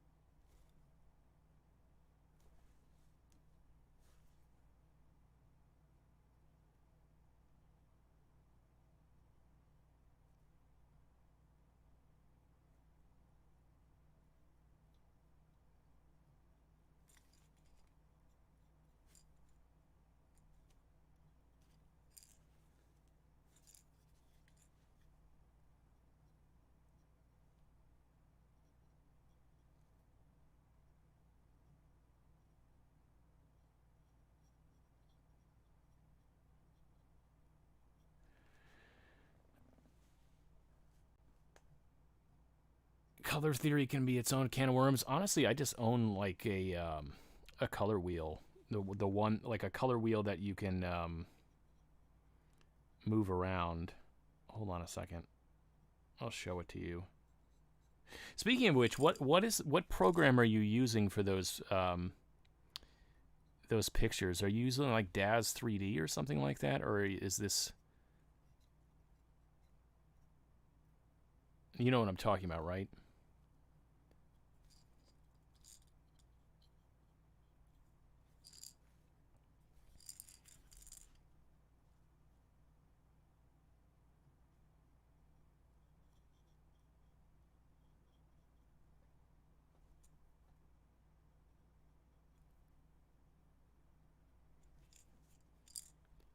Yeah, I'm talking to you.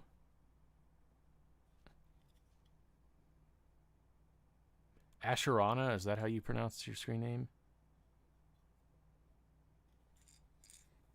I mean, like the sort of pictures that are in, for example, in your your thumbnail there.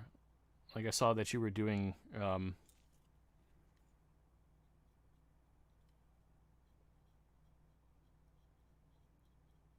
I'm not sure if those are like you're doing those freehand or if, and then.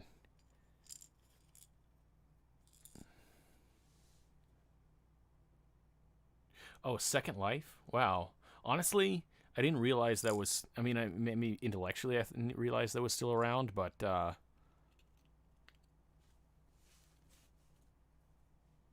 quite realized it.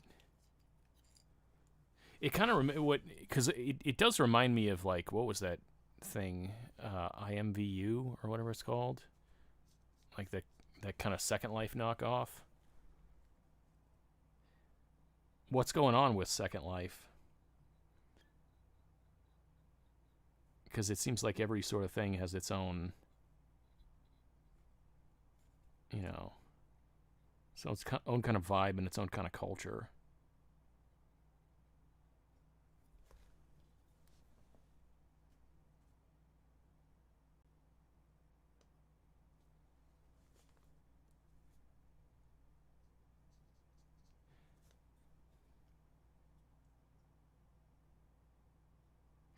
I still remember, I want to say 2007-ish.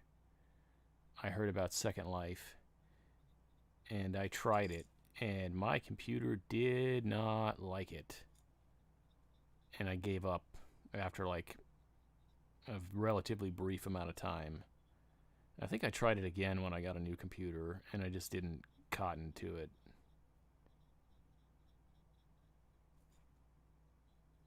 But are you like designing skins for Second Life or something, or is it just for your own personal use?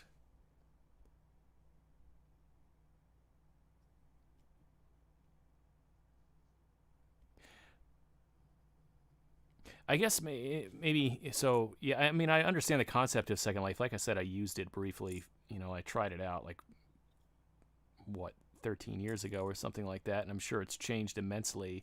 But what I mean is like a lot of sites have their own kind of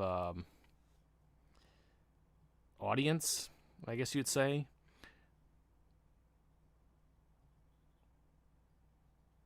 I'm just kind of wondering what the scene is like, so to speak, on Second Life. Like what sort of people are drawn to it and what are their interests?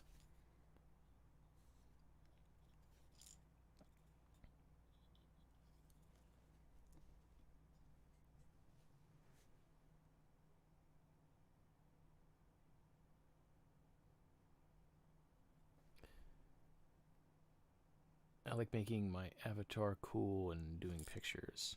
So, does Second Life have a specific picture program, or are you just using like screenshots or something?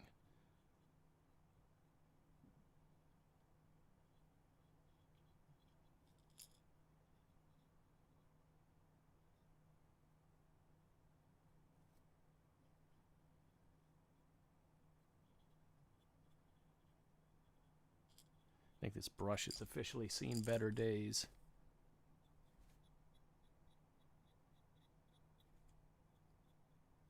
But it was one of the first ones I bought.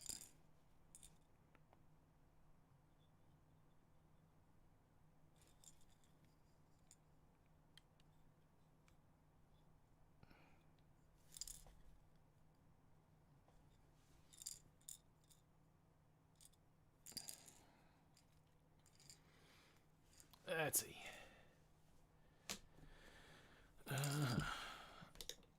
Let's stream this. I bought one of these overpriced cups, and it's got like grooves in it for reshaping the tip of the brush.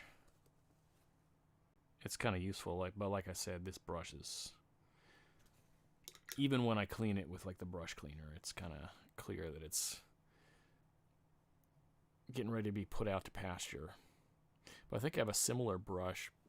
So yeah, I have a similar brush that came with the D&D starter set. It even says Dungeons and Dragons on it, and it's similar. In fact, it's probably pretty close to exact that I have yet. I mean, it's still got the little oil brush protector thing. I haven't even used that yet. And then I have a whole set of like, I don't want to say this is my base brush, like my base coat brush. This is technically, it says layer brush, but this isn't like what I use for fine detail anyway, so. All right, anyway, let me catch up on the chat.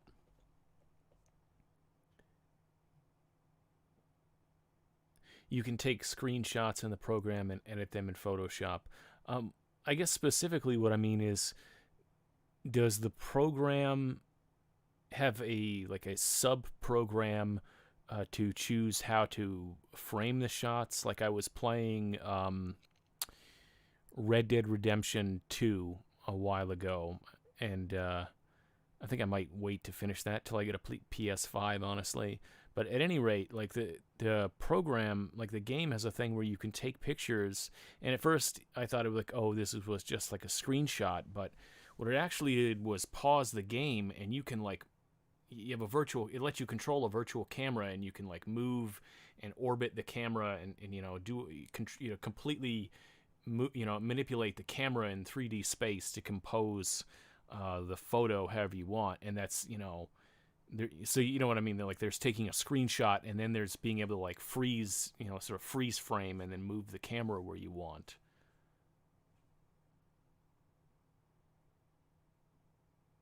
Furries are kind of big on there. Yeah, that's exactly the sort of thing I'm talking about. Like, there's got to be, predominant cultural things in something like that. Just like Tumblr has its little, like, scenes.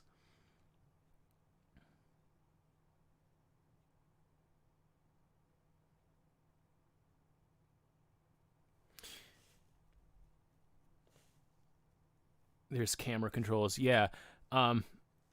I don't know if you've played Breath of the Wild, but I personally felt like, I mean, obviously on the Switch you can do screen capture, but I personally felt like it was kind of a missed opportunity that they didn't. I feel like there should be, a Hyrule Snap, basically. You remember Pokemon Snap, where the whole point of the game was to go around taking pictures? I feel like they should have had like that for Breath of the Wild. Because if you do a screenshot, then you're just stuck with whatever it is, whatever's in frame, and because it's third person, Link is going to be in frame. And if you go to the camera thing, then number one, there's a limited number of pictures, and number two, there's all these when you go to view them, or when you're just taking the picture, there's all these overlays for the camera. And I just wish that it would let you take pictures in Hyrule in a way it's basically unobstructed. I think they kind of missed an opportunity by not having better camera options in Breath of the Wild.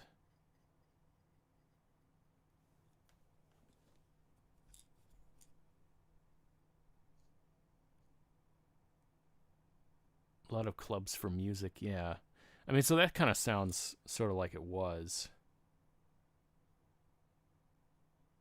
It's sort of strange, though. I mean, I guess in my incredibly limited experience of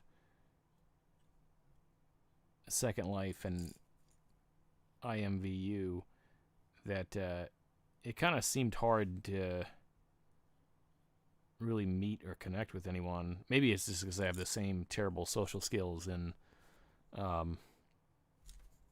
online space that I do in person, and that's possible. But also, it seems so much of it just seemed kind of like, well, it's there, and some people obviously have their own thing going on, but how to integrate into it in a meaningful way kind of eluded me. And plus, like I said, the first time I looked at Second Life, it just ran so clunkily, and a lot of the controls felt janky. So,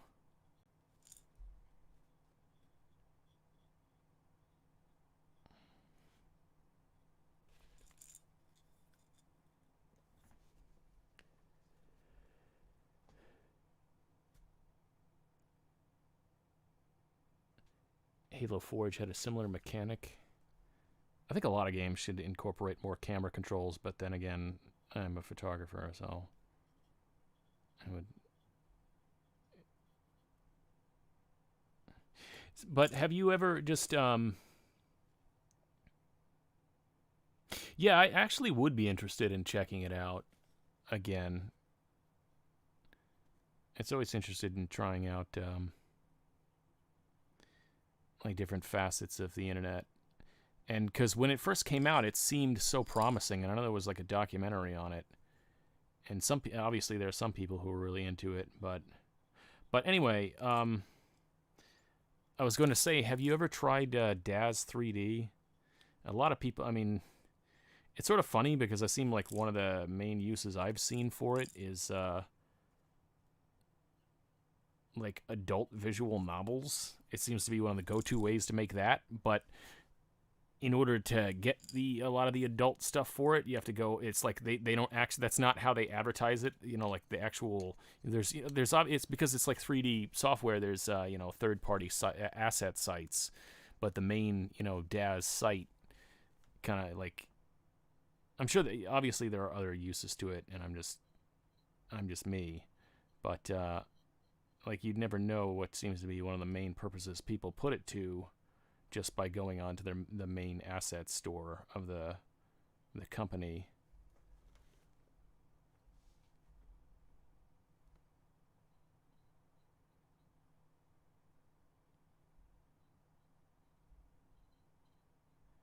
But yeah, I messed around with Daz 3D a bit, but it seems like one of those things where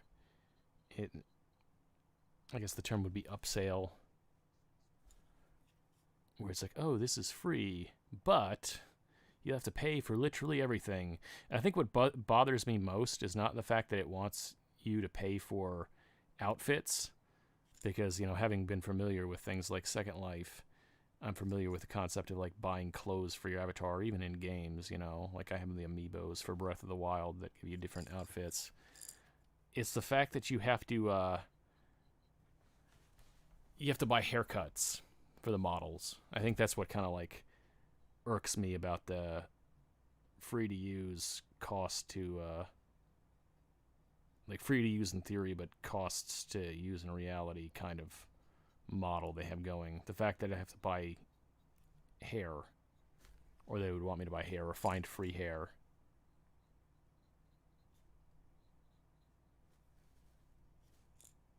And that's honestly, in terms of like the 3D rendering, that's the kind of wonkiest looking part of a lot of it too.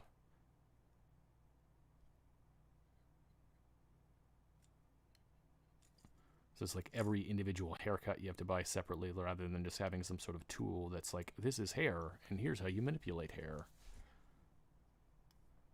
But it makes somewhat sense to me, given what little I know about 3D, that you would have to that hair is just something inherently difficult.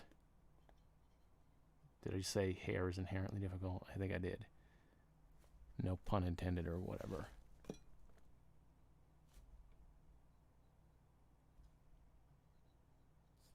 Or I should have said it, hair is inherently difficult.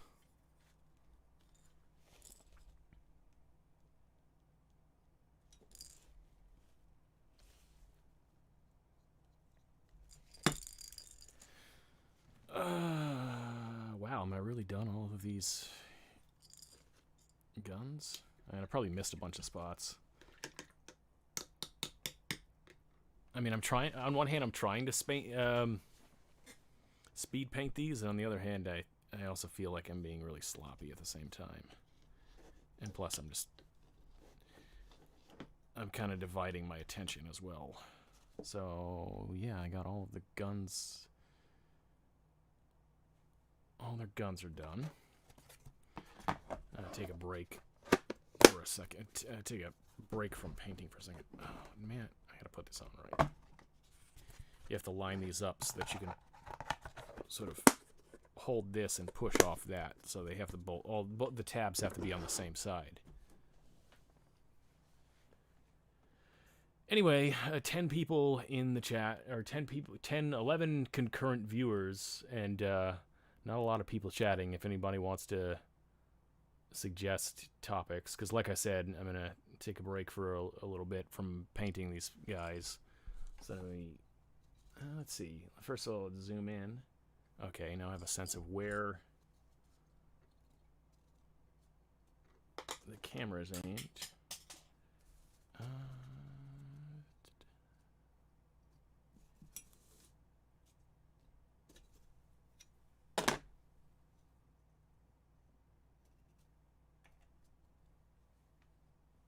There we go. Close enough.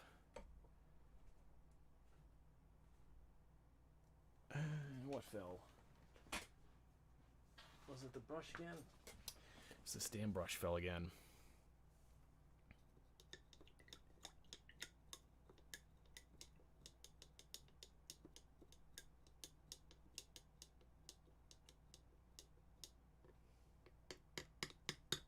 Yeah, they do have that general look. I mean, they also kind of have like a Terminator look. They're very, I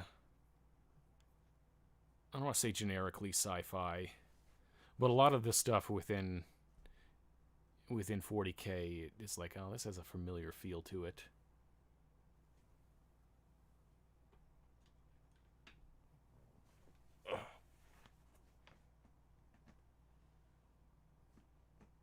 Let's see.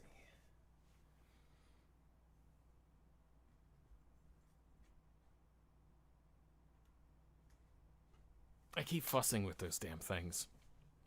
Like all night I've been messing with this camera. There's also these scarab things, which I completely forgot to dry brush. That'll probably go... Let's see. Let's get out. I know I just said that I was going to take a break from this, but... That's the thing about a lot of this, like, painting, is that they're supposed to be space mummies, hence the Egyptian theme. What it made me think of, speaking of that, is that there's an old episode of Doctor Who called Tomb of the Cybermen. And these seem very Cybermen-like, and they're all, like, coming out of tombs. And, of course, Games Workshop is a British company, so I feel like they would definitely know who the Cybermen were, even before there was the great, Doctor Who resurgence in the United States. So I can't help but think that there's, in addition to things like Terminators... Did I get... Or is it just because this is damp? Ah, shit. My dry brush isn't dry, and that's kind of a problem. Yeah, I might have to hold off on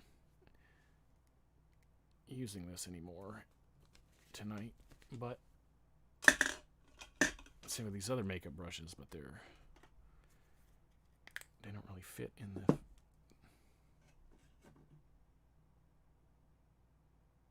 Pyramids of Mars? Yeah, I mean, maybe Pyramids of Mars, too.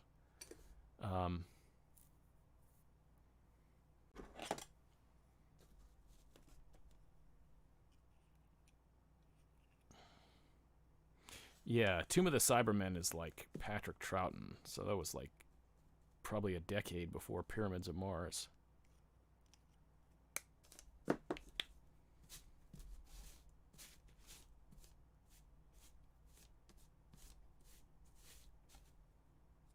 Did any of this get onto the brush? This might be too big of a... No, that's working. See, that almost like base coated them.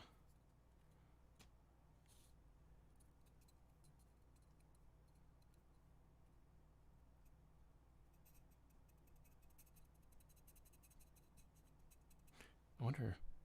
Now I feel like if I go like this, I think I could start a whole new channel just doing this. Because this is what some people do. This is like their whole YouTube channel. I hope you all have your headphones on.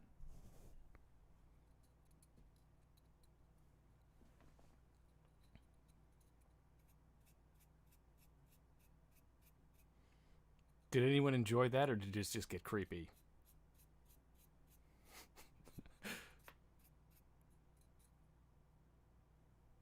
I think I just accidentally dry brushed my microphone as well.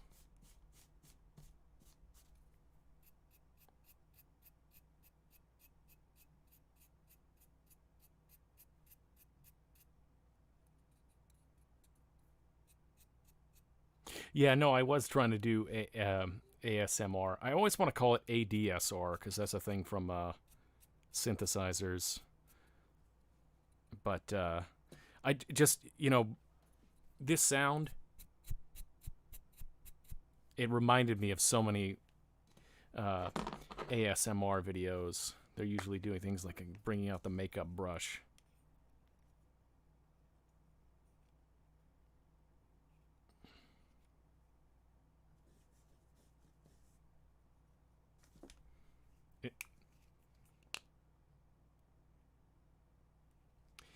Speaking of early Doctor Who, are you interested in Lost Media? I listened to / watched all of the reconstructions of the Lost episodes. It's funny because there are certain episodes that I think that what was it? I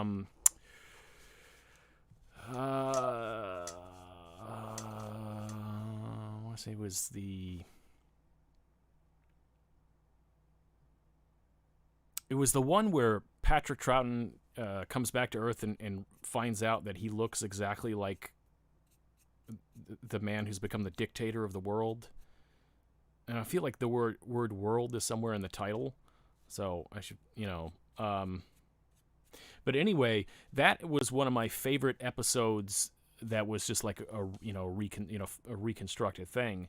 And then apparently after I watched the reconstructed version / listened to because there's like they made the versions with there were like I have fan edits of the video, and then there was ones where like the cast created linking narration and like narration that was explaining what was going on. That was a separate thing, and so I sort of like listened to / watched them concurrently. What the hell is the name of that episode? I want to say it's not the ruler of the world. It's something like it has something to do with a world in the title. Anyway, that episode was rediscovered pretty much in its entirety, and so I feel like there were a few others that were rediscovered. Not many, but a couple, and also several of them have been animated, and. I watched every episode of Doctor Who, including the Lost episodes, to the extent that they could be watched, about 8 years ago. And since then, like I said, there's been a couple things that have been rediscovered. There were a couple things that got animated versions, and I have not really kept up with that.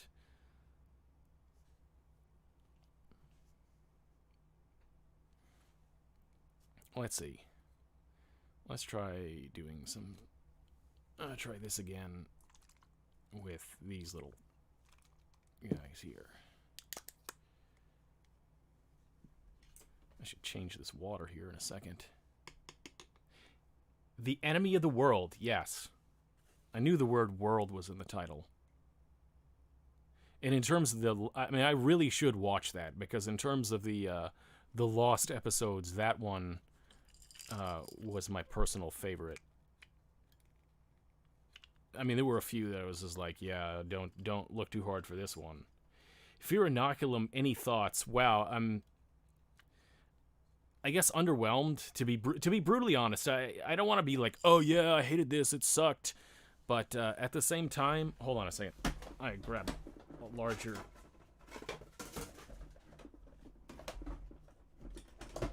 Sorry, I got a container of supplies under here. I needed the larger handle for this. These. Wait a minute. This doesn't. What the hell? Okay. This. Maybe I need to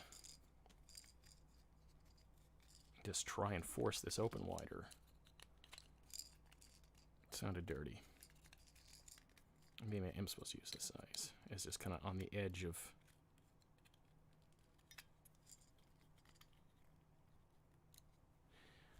Anyway, so Fear Inoculum, I was kind of underwhelmed by it, and a lot of it just felt like rehash. For something that was waited for so long, it did not feel as fresh as it should. And I've kind of developed this armchair theory that essentially with bands you have an early phases with artists and musicians, generally speaking, where you develop tastes that are largely based on copying other people and doing covers, and just when there's like a learning phase where a lot of it is just kind of copying, and then a progression through sort of fusing different influences and finding your own style, like bands finding their own style, and then things start to coalesce, and then there's a peak and then a plateau. And I think that Tool, in terms of their style and stuff, they honestly probably peaked with Lateralis, and then they're kind of, the last two albums, even as long as it's been, were kind of on a plateau where they're not as, it's like, there's a little dip, and then below that's a plateau. So I don't think they're on the same level as that, but I feel like for a lot of artists, in whether it be music or otherwise, that it's kind of hard to progress and keep changing up styles, because you just build muscle memory and habits. And that's what I was saying about listening to a lot of Fear Inoculum, was I just felt like I love Adam Jones as a guitarist, but a lot of what he was doing on that album just felt like what he did on the previous 3 Tool albums. And same with some of the other, they were just kind of, they just let themselves fall back into a comfortable groove where it didn't seem like they were necessarily pushing the boundaries of other than maybe, Danny Carey messing around with a modular synthesizer or something. It was just like, staying within their comfort zone rather than trying to expand, if that makes sense. I know I'm just kind of giving a half-assed explanation off the cuff, but...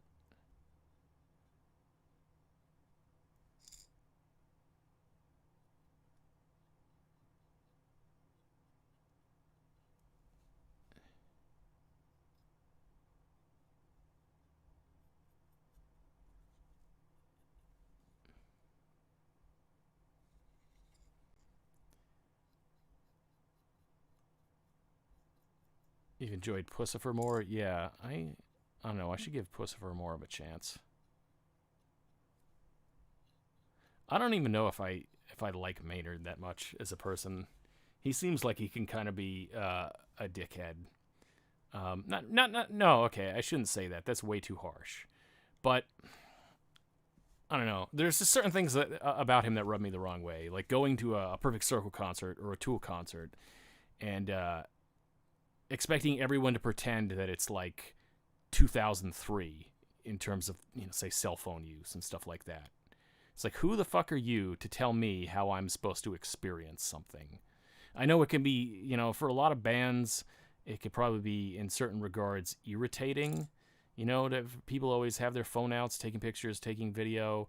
But you know what? Everyone else seems to be able to perform with everyone in the audience having a cell phone. and just trying to like implement these draconian measures in your concerts. And when I went to the Perfect Circle concert, the security guy, was just straight up like, look, this isn't us. This isn't the venue. This isn't me personally. This is the band.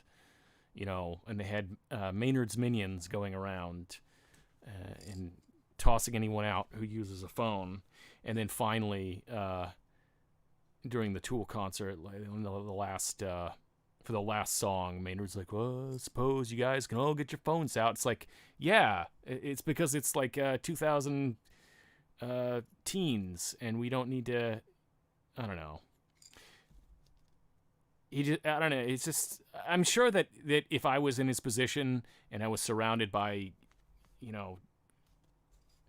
there was, a constant stream of fans and people that wanted to bug me, that I might, who knows how I'd react in his position. But just, I don't know. Sometimes his attitude's kind of, I don't know if stuck up's the right word, but just...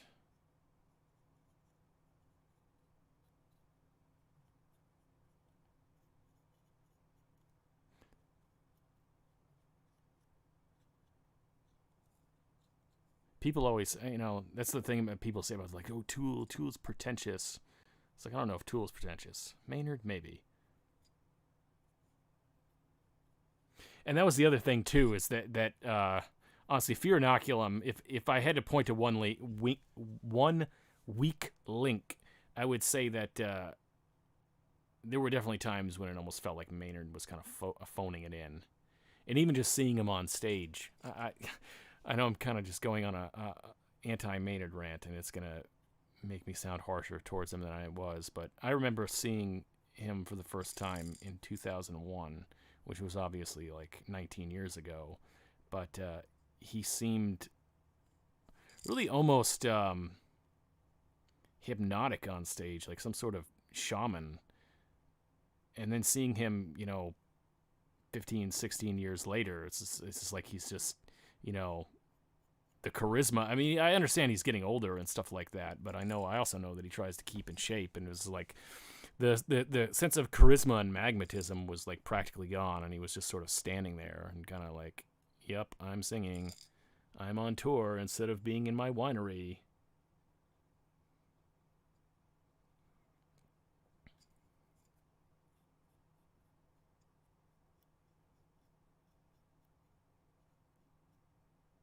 Yeah, you know what? I knew about his biography, and I'm like, I should read that. And then I think it just like, at some point that kind of... He had a hip replacement. Yeah, he just had... well, this was a couple years ago, the concert. I don't know. So he might have had hip problems back then. But I knew about his biography, but it was one of those things where like, yeah, I should really read that. And then I forgot it from who knows how long. Who knows how long until you just mentioned it.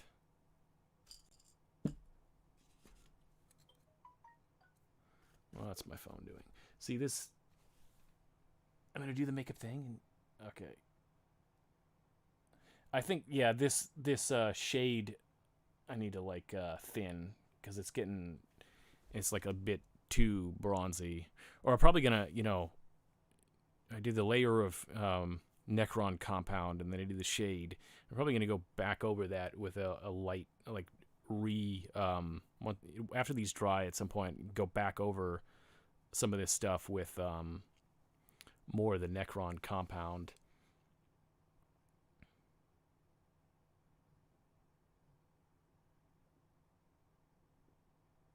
Yeah, he's been through a lot, so you can see why he is the way he is. What I mean is, I don't have anything against him personally. I just find, like I said, things like kicking anyone out of a concert for using a cell phone because he wants to tell tens of thousands of people how to, this so-called proper way to experience live music. It's like, it's my money, fucking blow me.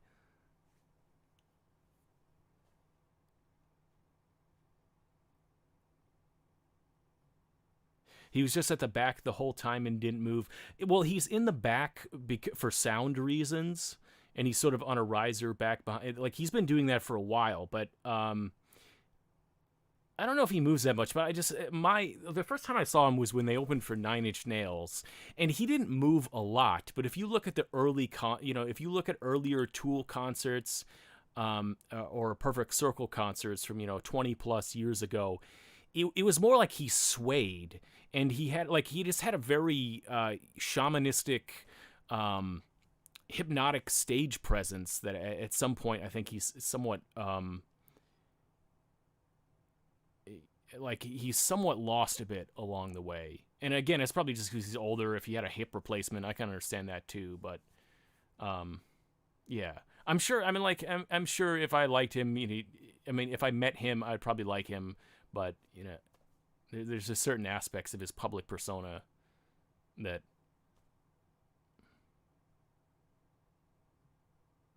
saw them at Download in 2019. I saw them, the tour they did just before the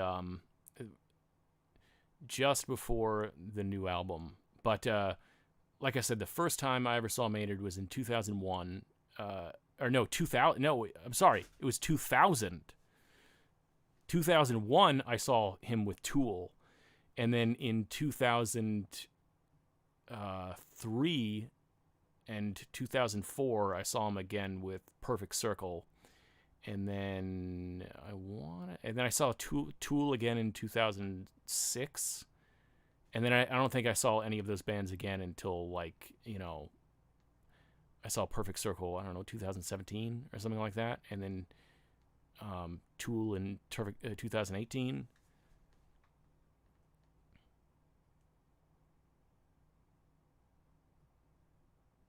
Man, I might be missing a time because I feel like I've seen A Perfect Circle. Wait, no. No,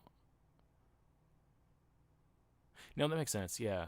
I've seen A Perfect Circle 4 times and Tool 3 times.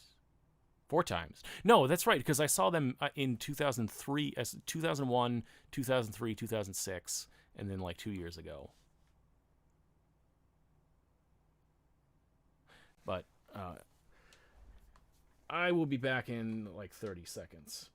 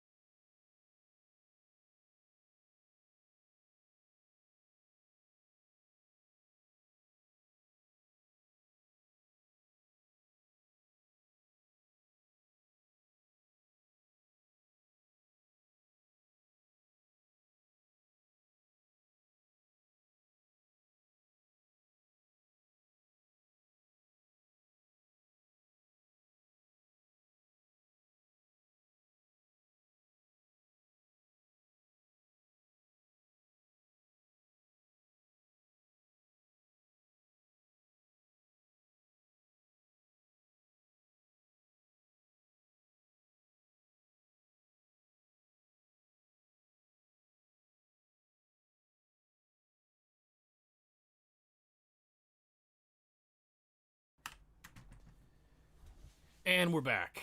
And speaking of hip replacements, when I stood up and my hip started to hurt. I think it's from sitting in an awkward position. So maybe I'll be following Maynard's path into a hip replacement surgery by the time I'm his age or sooner. I'll try with this stuff. I'm wondering, okay, so it's a shade.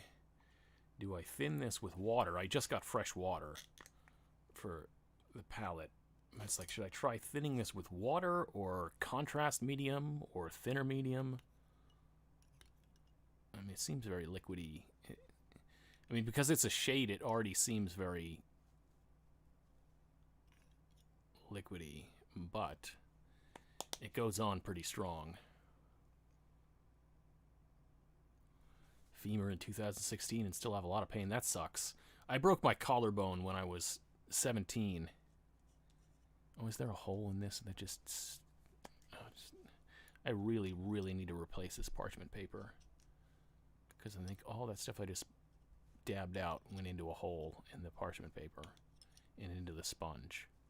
I broke my collarbone when I was 17, and I still have, like, neck and shoulder problems because the bone... You know, like, if the bone's normally like this, it fused back together like this.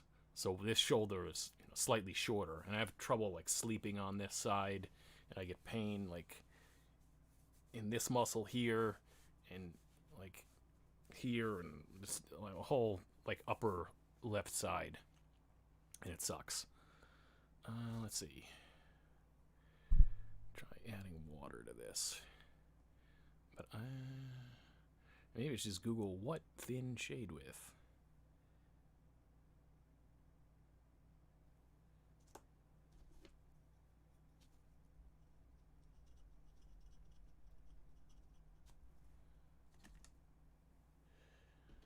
Man. Yeah.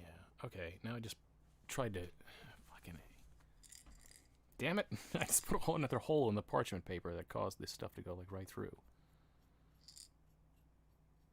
The water's helping a little bit. You know what? I'm going to try this Earthshade stuff. I wonder how that would look. Also bought, like, one of the paints that hasn't come in yet. Is I bought, like, a couple technical paints for, like, rust and corrosion. Nah, this Earthshade's not the right color. I guess I have to stop using this wet palette and just get a wet brush and combine it with this. And then go like that. Donkey Kong character. I don't even... I played that game, like I played the arcade game, but I don't think... And I like... You know, what's the Super Nintendo version? I played that a little bit, but I don't think I've ever really finished it. So I don't even know who the... like, there's... let's say there's, like, Mario in the early game. Or wasn't he originally called Jumpman? And then there was Pauline. And there's Donkey Kong Jr., and you've pretty much well, obviously Donkey Kong himself, and then you've pretty much exhausted my knowledge of Donkey Kong characters.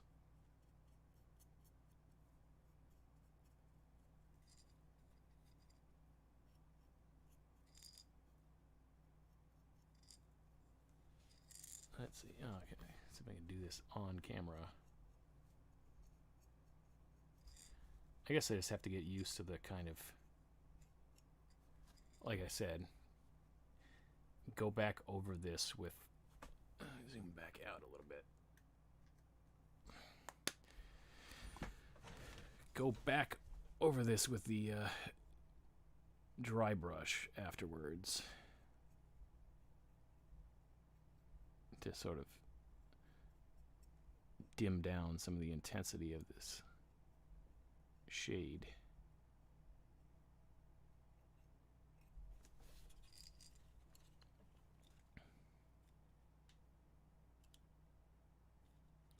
Add Dairy Queen to the Donkey Kong universe, like as a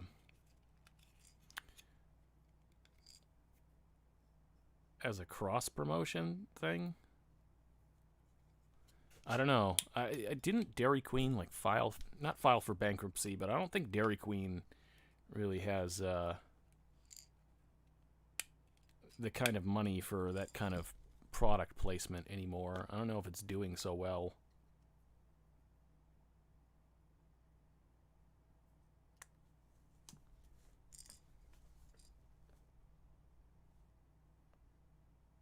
Super Mario. Yes, I did. In fact, I don't have the Mario Brothers part of the show, but I have the Zelda like because some of the episodes were half Zelda shows, and I have the Zelda collection. Well, excuse me, princess. I've always been more of a Zelda fan than a Mario fan, honestly.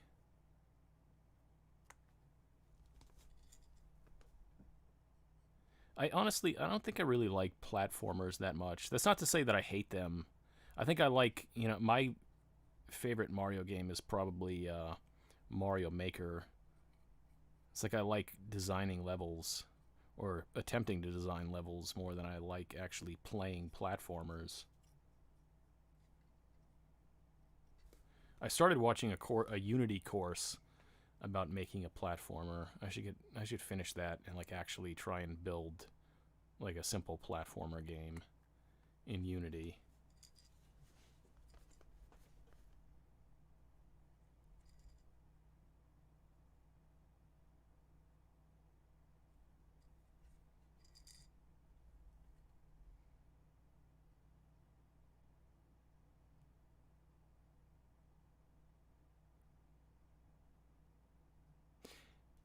You mean everyone's lives in the Donkey Kong universe revolve around Dairy Queen? I don't know. I think that sounds like a town in Texas. Driving through Texas, you'd go through these like tiny little towns, and they talk about one stoplight town or one horse town. It's like this is the one Dairy Queen town. Dairy Queen, and from what I saw of Texas, seems to be huge in Texas.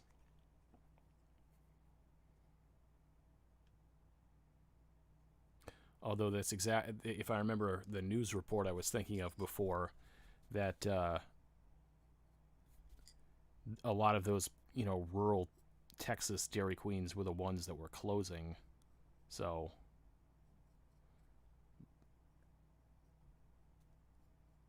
but maybe you could have like a Friday Night Lights style show where Donkey Kong is the coach of the Texas high school football team, and a lot of the characters are like students at the high school, and they they work at the Dairy Queen, and they're always hanging out there.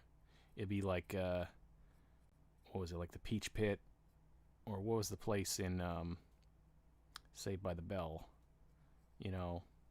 or Pops in Riverdale. That's where all the characters would meet up. It's like the local Dairy Queen. Now, why Donkey Kong would be living in Texas, I don't know. Get a Donkey Kong cowboy hat.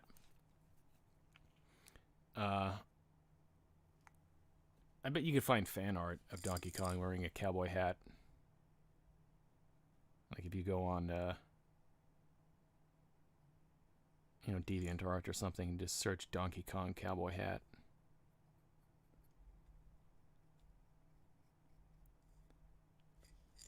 Let's see.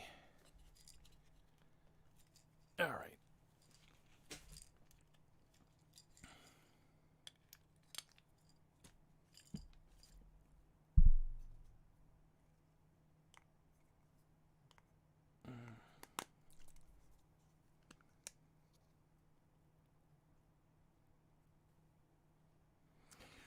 Good old Rule 34.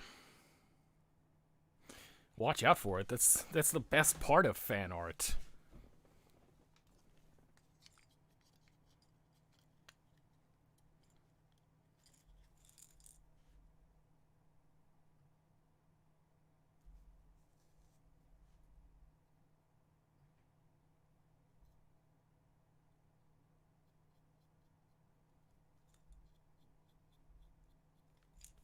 Yeah.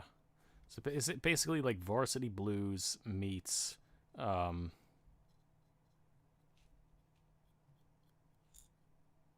Riverdale meets Donkey Kong?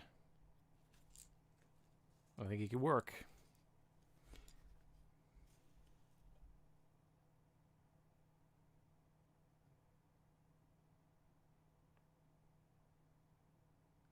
All the Donkey Kong porn based in Texas. Where does Donkey Kong live, like, canonically? Does he live in the Mushroom Kingdom with the Mario characters, or is he just...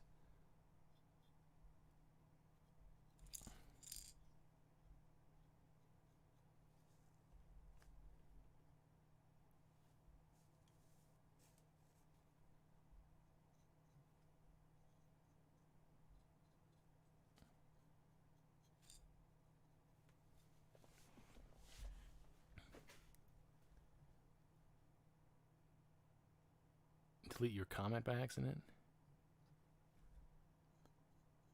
I mean, does Donkey Kong really have lore? Is like Donkey Kong the sort of series they bother to explain details like that for? Or are they just like, it's a fucking gorilla, what more do you want to know? But you kids so hung up on the details. When I was your age, I didn't need details about where video game characters lived. They lived in the video game. What's wrong with you kids? You know it's not real, right?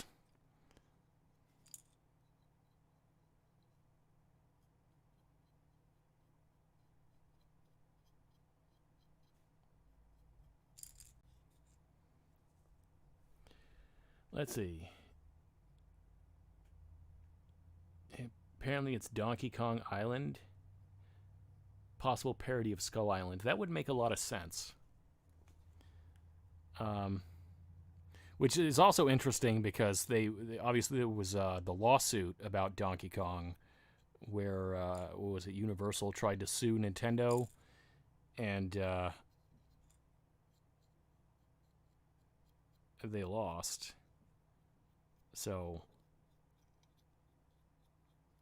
I mean, you know, Universal lost.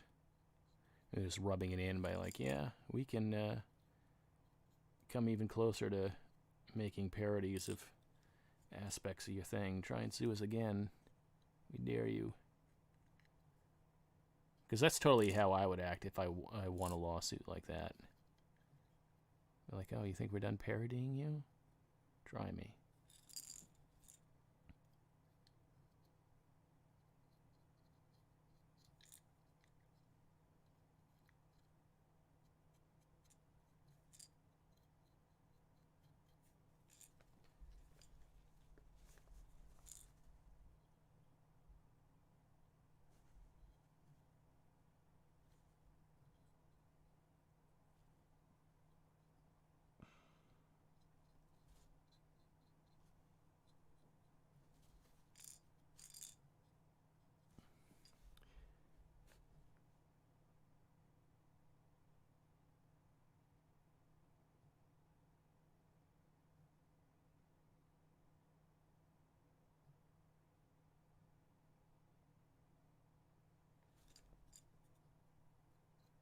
Well, I think that in terms of the name change, they obviously had Donkey Kong in mind, but I don't like, and they might have made it something else for copyright reasons, but it wasn't like it never. That was before the game was made. Like it was Donkey Kong as the game, you know, went to the public, and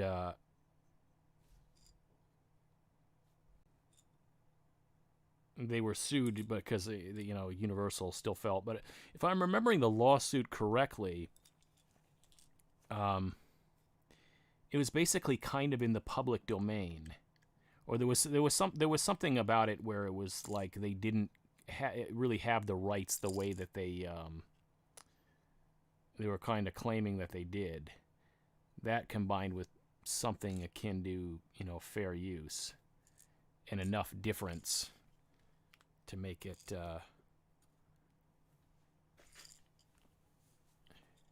But yeah, as I understand it, Mario, they originally called Mario Jumpman in the arcade game. But I think the only time I've actually played one of the arcade cabinets was a couple of years ago at this restaurant. Because a lot of restaurants nowadays, you know, they have, I think it was like a pizza shop or somewhere, but they have arcades in them, and a lot of bars now too, you know, like barcades.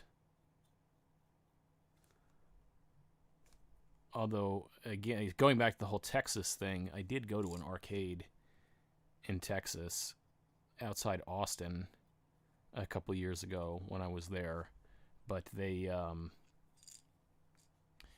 had mostly up to date, or what could be called up to date for now. I mean, it wasn't like, a lot of it was kind of dated, but obviously I think arcade technologies has fallen behind in general as arcades have kind of phased out, you know, like fallen out of popular favor.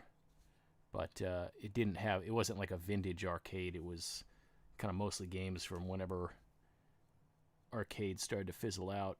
But there was a big Space Invaders game there that was pretty cool, because it was like a combination where you have like a shooter game where you have the guns, instead of playing Space Invaders with like a joystick. You're using like a big gun on a turret.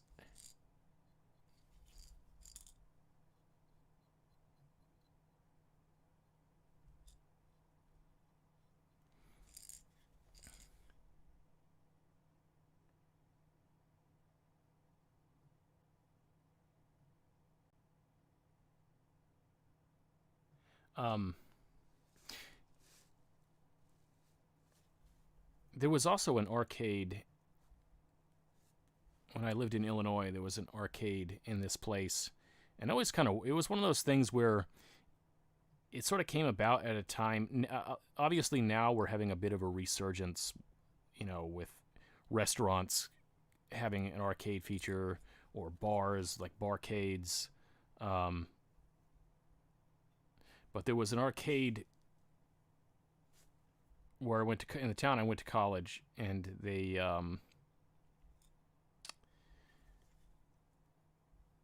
it was in that time frame when arcades weren't sort of new again, not going through a resurgence.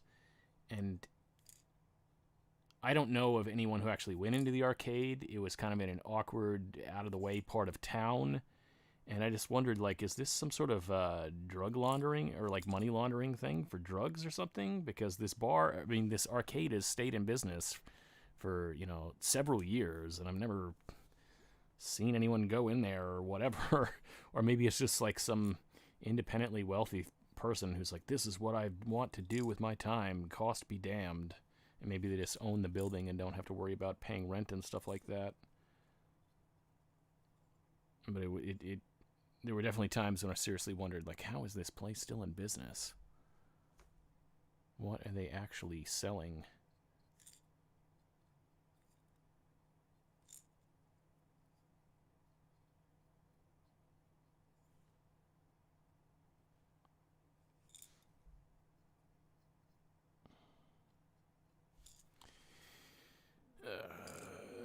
Good enough.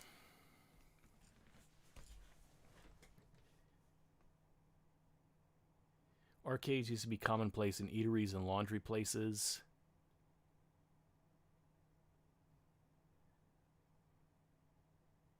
Yeah, I still think, like, it's been a long time since I used a laundromat, you know, probably almost, you know, 8 years or so. Gotta be more than that. I don't remember when the last time I went to a laundromat was, but some of them still had, like, they were still holding out with things like pinball machines and stuff like that. Um,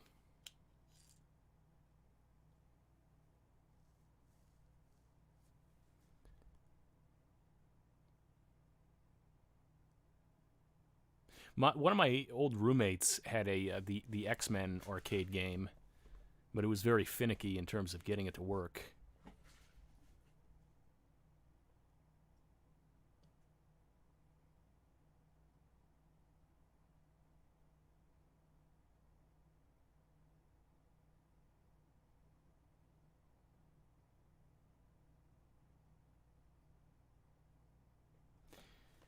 secondhand shop that mostly sold old DVDs and video games, but the dude was using as a front to sell weed. Yeah, it doesn't.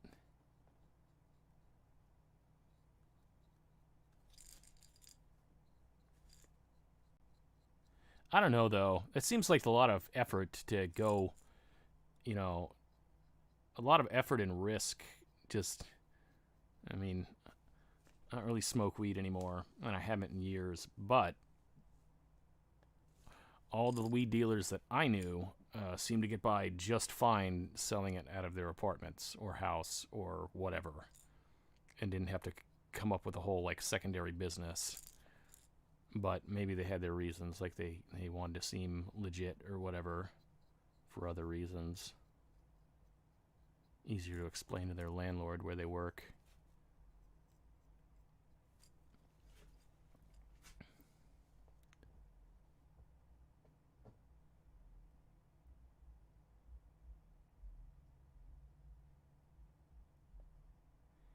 So you grew up going to arcades on the weekends. See, where I grew up was sort of in the middle of nowhere. And, I mean, it was 10 or, depending on where you wanted to go, 25, 30-minute drive. It was at least like a 5-10 minute drive to, like, literally anything. The closest business, for example. And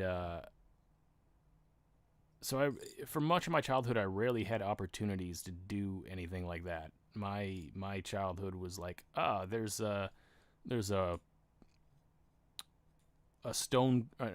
sand quarry in the back, behind the house, and there's some mountains, and there's some thousands of acres of wilderness, and that's it. And even where we lived, we had, like, the cable company didn't deem it profitable to run cable out that far, so we had television based on what we got on rabbit ears, and we had like a Nintendo and we had a VCR, but we didn't have that many movies or that many games. So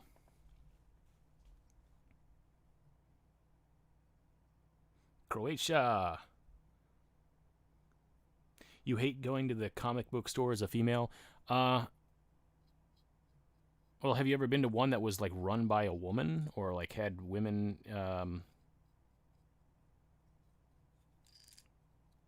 working there?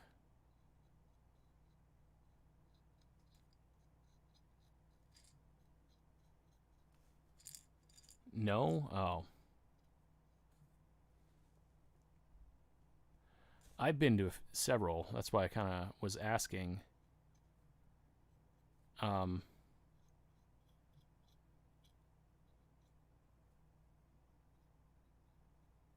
remember the one that I used to go to as a kid was owned. It was owned by an older couple. Well, I mean, they seemed old to me now, and they're probably even, they're obviously getting up there 25 or whatever years later. But it was, it was like a man and a woman ran it together. But I've been to other ones that were like, had either run by women or had women on staff. But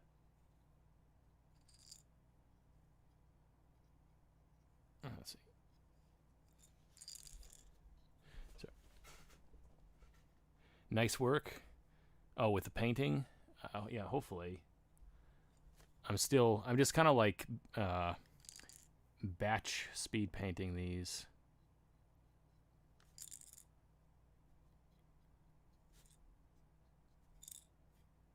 As certain things I'll probably go back and do detail. Usually with even a lot of my painting, I kind of do like details and touch-ups later, which reminds me, because I'm sure that there's probably at least a couple people who were here, the last time, and I only got part of the way through that one, but I got to do the whole block this with my hand so you will focus correctly. I'm almost done with the one that I was working on last week. I still have to do shading and highlighting and some more touch-ups, but I think when I stopped last time, this was like nowhere near as close to finished as it is now.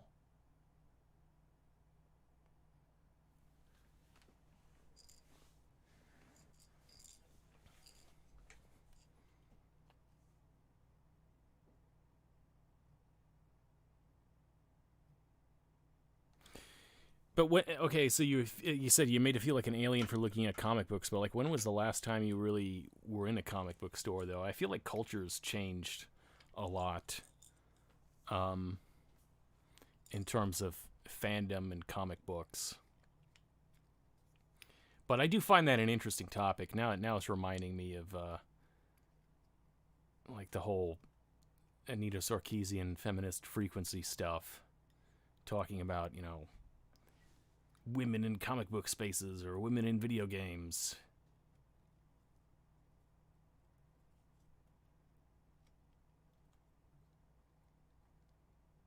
I gotta remember you live in Georgia. Well, I mean, I guess it depends. It might depend on the specific town too, because I mean, have you ever been to Little Five Points in Atlanta? There's a store there. It's like a combination of a record store, but they also sell like comics as well, and you know that had female staff, and I'm pretty sure that there was a female staff member in charge of the comic books. So you can't blame the South for everything.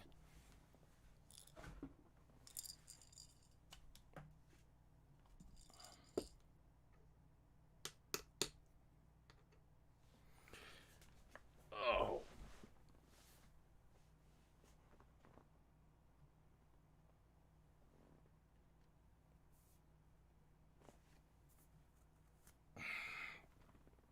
Let me stretch for a second.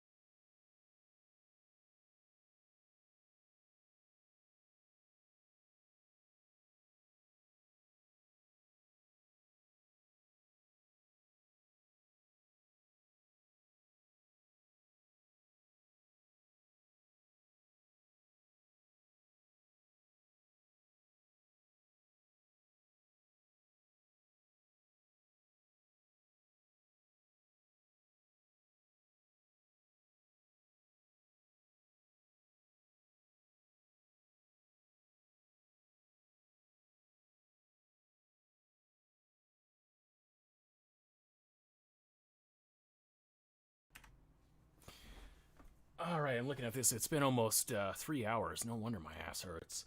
So I'm gonna give this wait. It's 7.5 more minutes until I've been on here for 3 hours. So when I hit the 3 hour mark in about 7 minutes or so, I think I'm gonna call it a night with this. I'll probably do this again.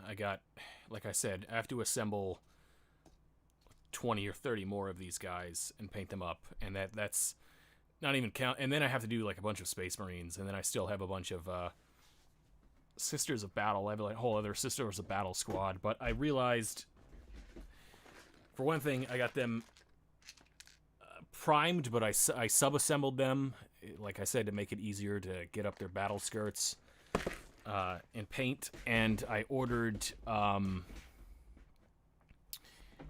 some new purples for these that I'm waiting to come in, because I'm really not happy with the way I like the color of this contrast paint, but I don't like the way that it applies to areas like their battle skirts. So I just got like a base color instead of a base purple instead of a contrast purple, and a couple like highlight colors. And even though I've ordered, I'm waiting to have like a thing of paints coming in Friday, and then another thing of paints coming in probably Monday or Tuesday, depending. So, like I said, in the last month or so, I've probably spent $200 on new paints. And also, I should try these. Like, I got these magnifying glasses. Let me see if they sound. I tried them out, but I haven't actually used them, and they probably look really weird to wear on a stream. But it does help.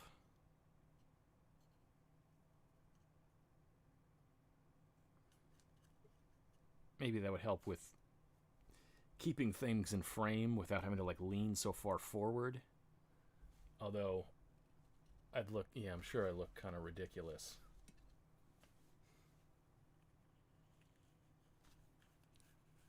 Maybe I'll humiliate myself with these next time.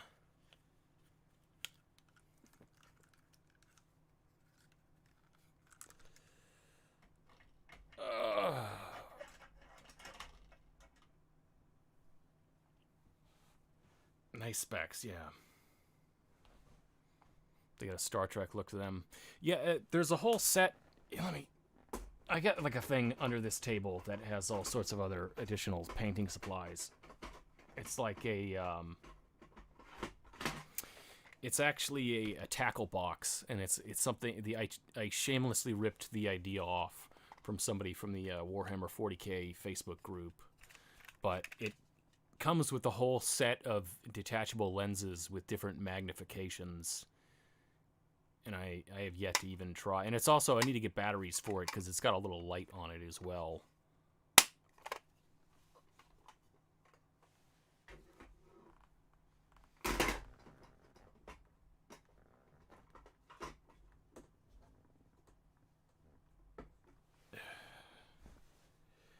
Anyway, let's see. Let's get another close-up of these. So,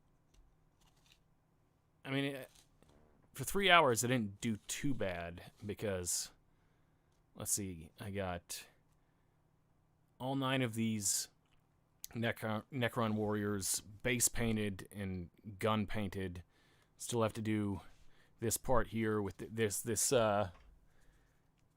the parts of their guns like that are supposed to glow. There's this tesseract glow that's kind of like it looks like a highlighter, but it goes in these parts here to make their weapons look like they're glowing. And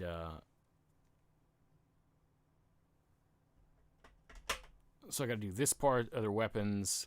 1, 2, 3, 4, 5, 6. 6 more need this shade done, but that's pretty quick. And then there's some other detail work, but like I said, I'm just kind of, because these are like the generic soldiers, and I literally have like 30 of them. I'm not gonna sit and try and go super detailed on every single one. This is the one that I finished earlier to test out this technique. Although I didn't paint, I painted the guns silver instead of black, which I didn't like. And like I said a while ago, I primed this one in my hands. I primed gray, and I didn't like that, so I primed the rest of these black. And I just kind of got a feel for what technique I was going to use on this one. But I should be able to knock the rest of these out relatively quickly, probably by tomorrow afternoon. And then I got to start assembling more of these. What's my favorite Warhammer lore channel? I honestly have just relatively recently got into Warhammer, and so I couldn't name many off the top of my head.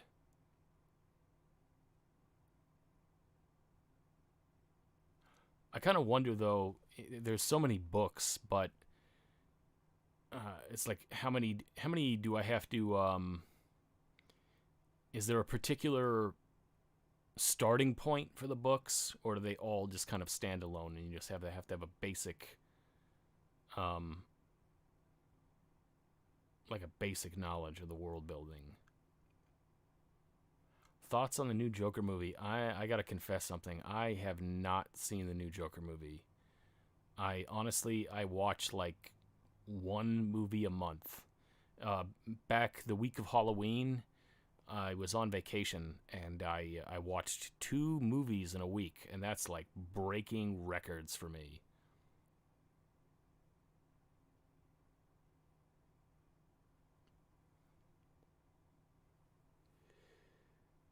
Ugh. But anyway, I'm just now another 40 seconds from now. Yeah, I've heard the Joker movie is awesome.